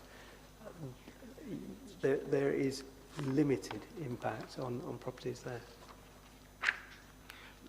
Let's just then look again at what the officers did think about this, because they very specifically looked at these issues. So CD 4.11 again.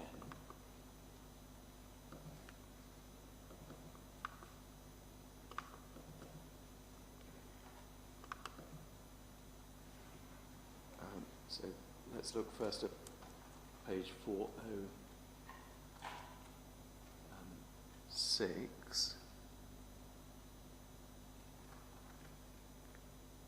Sorry, which? Page 406. Sorry. 186. 106. I only had I'm not very 235 good with pages. numbers. Yes, I've heard. 186.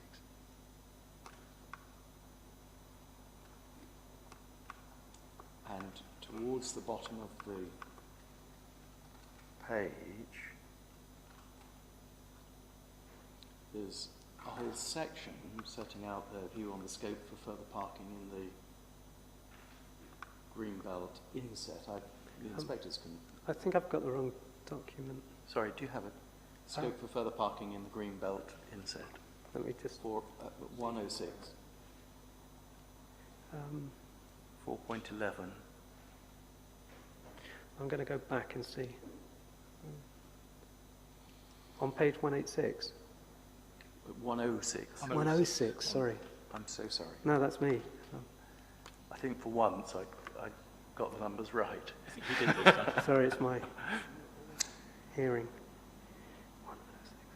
Sorry, I was looking at page 186, which was Yatton comments. And it just take you to Yep. a couple of passages, just to make it clear that the officers, who obviously know the site very well, do understand the relationship with residential properties. So in the, I think, second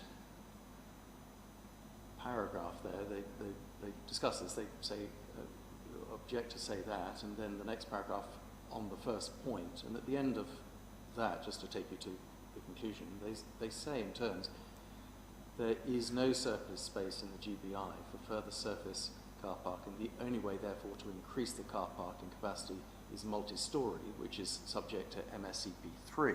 And then if you just turn over to page 108,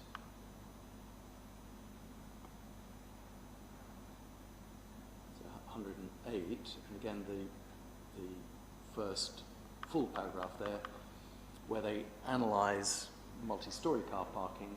They say, in summary, it's considered that BAL has demonstrated that the additional surface car parking and year-round use of seasonal car parking cannot be delivered in the Greenbelt inset. So they then go on to look at the sequential approach, but the officers were absolutely clear on this point, that there's just no more space for multi-storey or decked car parking. I haven't taken you all the way through it, but... No, I accept that's what they say. I would also say that it was said for the 2011 report. On the two assessments, I don't see where in the GBI the actual car parking MSCPs or decks have been considered, but I do assume it is to the north and to the east. Well, I think they've looked at, a range of different possibilities. Just move on from this point slightly. I don't think you're suggesting that rather than an extension to Cog Loop 2 and year-round use of Cog Loop 1, it would be appropriate instead to have decked or multi-storey car parks in the silver zone. No, I'm not suggesting that. And I thank you. That They did assess that as well. They did assess that talk as about well, the visual and- impact and and- the impact on the greenbelt. yes, and therefore we won't go there. And you're not putting forward, or the council rather is not putting forward, any alternative site to meet this demand, either outside the green belt inset or indeed elsewhere outside the green belt at all? No, the council isn't.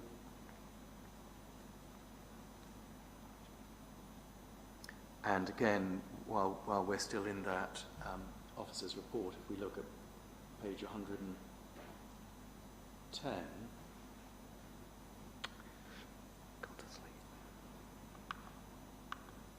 towards the bottom of that page, just above the heading about other aspects of Bowles' claimed very special circumstances. So just above that, officers concluded as do you have it? Yeah, green belly. Sorry. Yes. An unfortunate typo, but I hope I know what they mean. As matters stand, officers are not aware that there are any other reasonably available and suitable sites outside the green belt that could be developed for an airport park and ride car park. And again, you would agree with that? I would agree with that, though. It's obviously the sequential test and approach to different councils. It is recorded. I agree with that. Now, as far as the final very special circumstances need is concerned, that obviously relates to the, amongst other things, the forecasting and socioeconomics and the overall planning balance. We're not going to go there. And your overall planning balance in section Roman 6 of your evidence includes the green belt aspects of the case, and we'll obviously deal with that when we come to it in a couple of weeks' time. Thank you. Thank you. Thank you, sir. Okay, thanks very much. Any re-examination then? Thank you. Microphone. Sorry, so concentrating on what I'm saying and forgetting what I'm doing.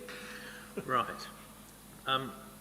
Can we start, please, with just looking at that last element of the questions that you were asked? It was put to you that officers accepted that there was no more space for multi-storey or decked car parking within the GBI. I just want to explore that with you, if I may.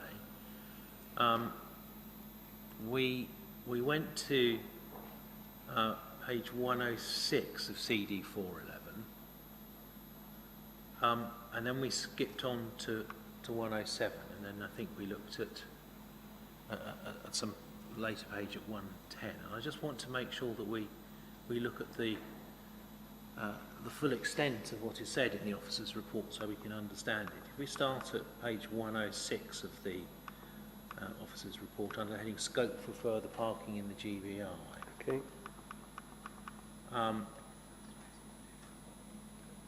The second full paragraph there starts with, on the first point, it's noted that all proposed development in the GBI apart from MSCP3 is airside, which means it's located in areas of the airport that are only accessible once passengers have passed through security controls.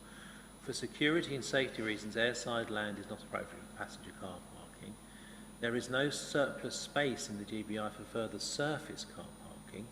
The only way, therefore, to increase car parking capacity in the GBI is multi-storey car parking, which is the subject of the proposed MSCP3. And then it refers to the second point, the GBI designated to accommodate intensive airport development, and the principle of MSCP3 is acceptable subject to consideration of impacts. Then if we go on to the next page, 107, which we skipped past when you were taken to this, it says that Bowles' main reason for discounting further multi-storey car parks beyond MSCP3 is that they do not consider that there's a business case for it. And then it refers to their parking strategy and parking demand study, and they say that passenger demands for premium rate parking is substantially less than it is for lower tariff surface parking, and over providing MSCPs does not make commercial sense. You see that? Yes. And then it goes on to look at similar issues raised in 2016, why the council approved earlier applications, the approval of those applications and the weight to be given to the economic case over Greenbelt Harm, and then we get a reference to paragraph 80 of the MPPF. And it says this: Bowell's contention that there is an overriding customer demand for surface car parking is backed up with supporting evidence in their parking strategy and parking demand. This shows that there's a much greater and more urgent need for further surface parking. Some objectors say Bowell should offset the cost of building more MSCPs against other elements of the business. It is unrealistic, however, to suppose that a business would front-load expensive infrastructure such as multi-storey car parks before a business case for it has been reached. You see that? Yes. And then we go, as a reference to requiring MSCP2 to come forward, another reference to 2016, and then we get, in summary, it's considered that Bowell has demonstrated that the additional surface car parking and year-round use of the current seasonal car park cannot be delivered in the GBI. Now, Sorry, where in that do we see officers accepting that there is no more space in the GBI for multi-storey car parking? They don't. The first point that you raised was that surface car parking, and then the other points were about MSCP's cost. So what was the basis on which officers didn't seek further parking in the GBI? Sorry, could you say that again? What was the basis on which officers didn't seek further multi-storey car parking within the Greenbelt inset? Well, it wasn't on the space aspect. No. It was on the business costs, Right. front loading. Okay, thank you. And were officers at that point provided with any viability assessment? No. Thank you.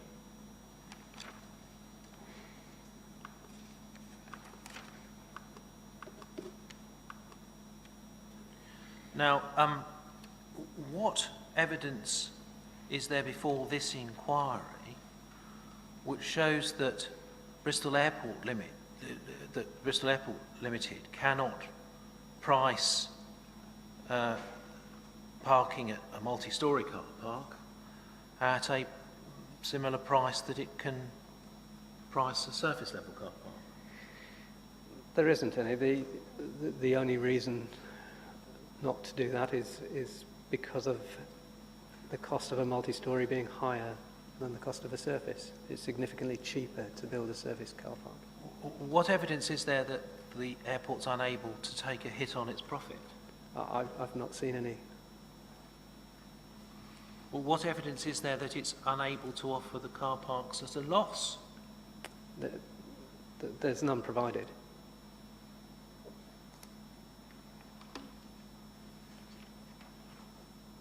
Thank you.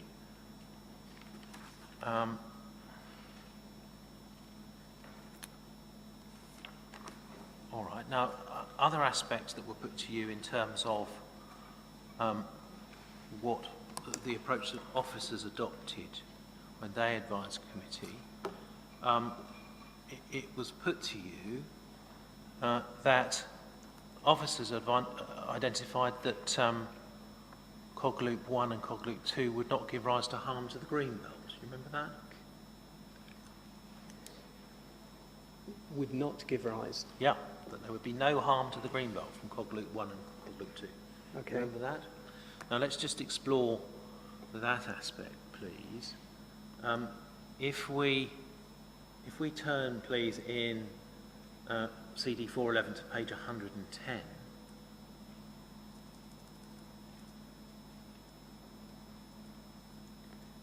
At the very bottom of that page, we get a heading, Other Aspects of Bowell's Claimed Very Special Circumstances. I've just lost my mouse. I think I should probably clarify. If I said didn't create harm, what I will have meant was any harm outweighed by very special circumstances. Clearly, I think it's common ground, even with Ms. Mellings, that there is some harm. It's a question of degree of harm. I may I simply took it that way. Yeah, it may have Okay. simply been a slip of the tongue, and that's what I would have meant. In any event, Mr. Gertler, you were asked questions about the extent to which your evidence is out of step with that put by officers, and indeed out of step with Mr. Melling. Let's just have a look at the approach that was taken to the degree of harm to the Greenbelt, identified in the officer's report. Page 110, other aspects of Bowles' claim, very special circumstances. We can see that there's a reference to the issues and options document, and then at the very bottom of page 110, for the proposed year-round use of seasonal Cog Loop 1 car park, Bowles contend that its impact on the openness of the Greenbelt is minor because it's already used for car parking for 6 months each year, and views of it outside the airport are very limited.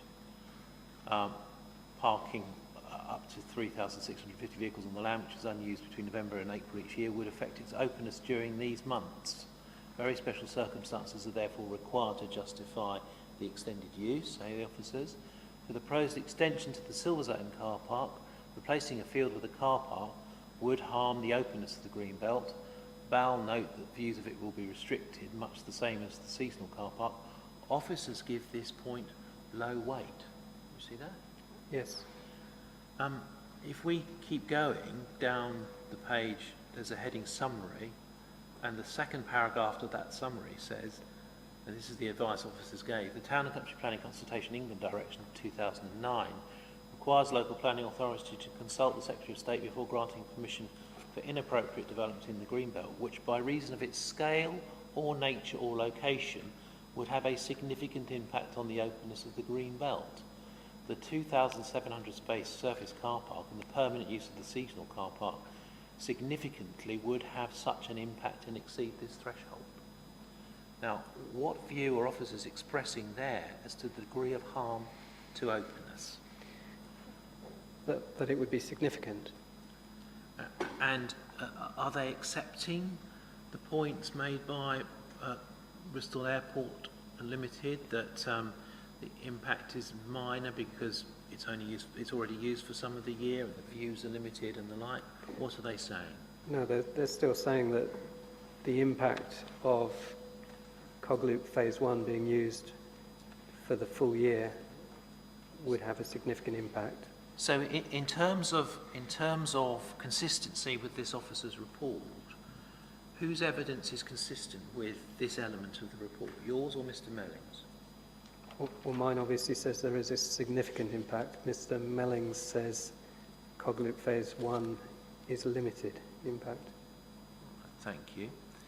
Now, it was put to you in the context of the impact of Cog Loop 2 that it would be difficult to see buns. Do you remember that point? Yes. Can we go, please, to Mr. Mellings' proof, page 88?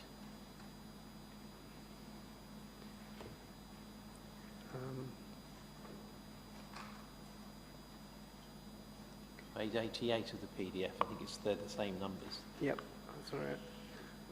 And at 5.3.6, he's looking at the proposed extension of the Silver Zone car park, in other words, Cog Loop 2. He concludes that it makes a contribution and that the proposed extension would result in moderate to limited harm to the Greenbelt in the absence of any mitigation. However, he says there are opportunities for visual mitigation through landscaping of southern and western boundaries. And I conclude the introduction of this mitigation would reduce the harm to the Greenbelt to limited. So what reliance is Mr. Mellings placing on the buns to reduce harm? On the which, sorry, the buns? Yeah. He's relying on them to reduce the buns. Right. To reduce the harm. The buns are then the means. So how consistent is the point that it's difficult to see the buns with the approach that Mr. Mellings has adopted in his evidence as to the consequence of having them? Well, he obviously feels that the buns are needed in order to screen the development. All right, thank you. Now, your proof, I think, next for, what I think is, hang on, let me just check.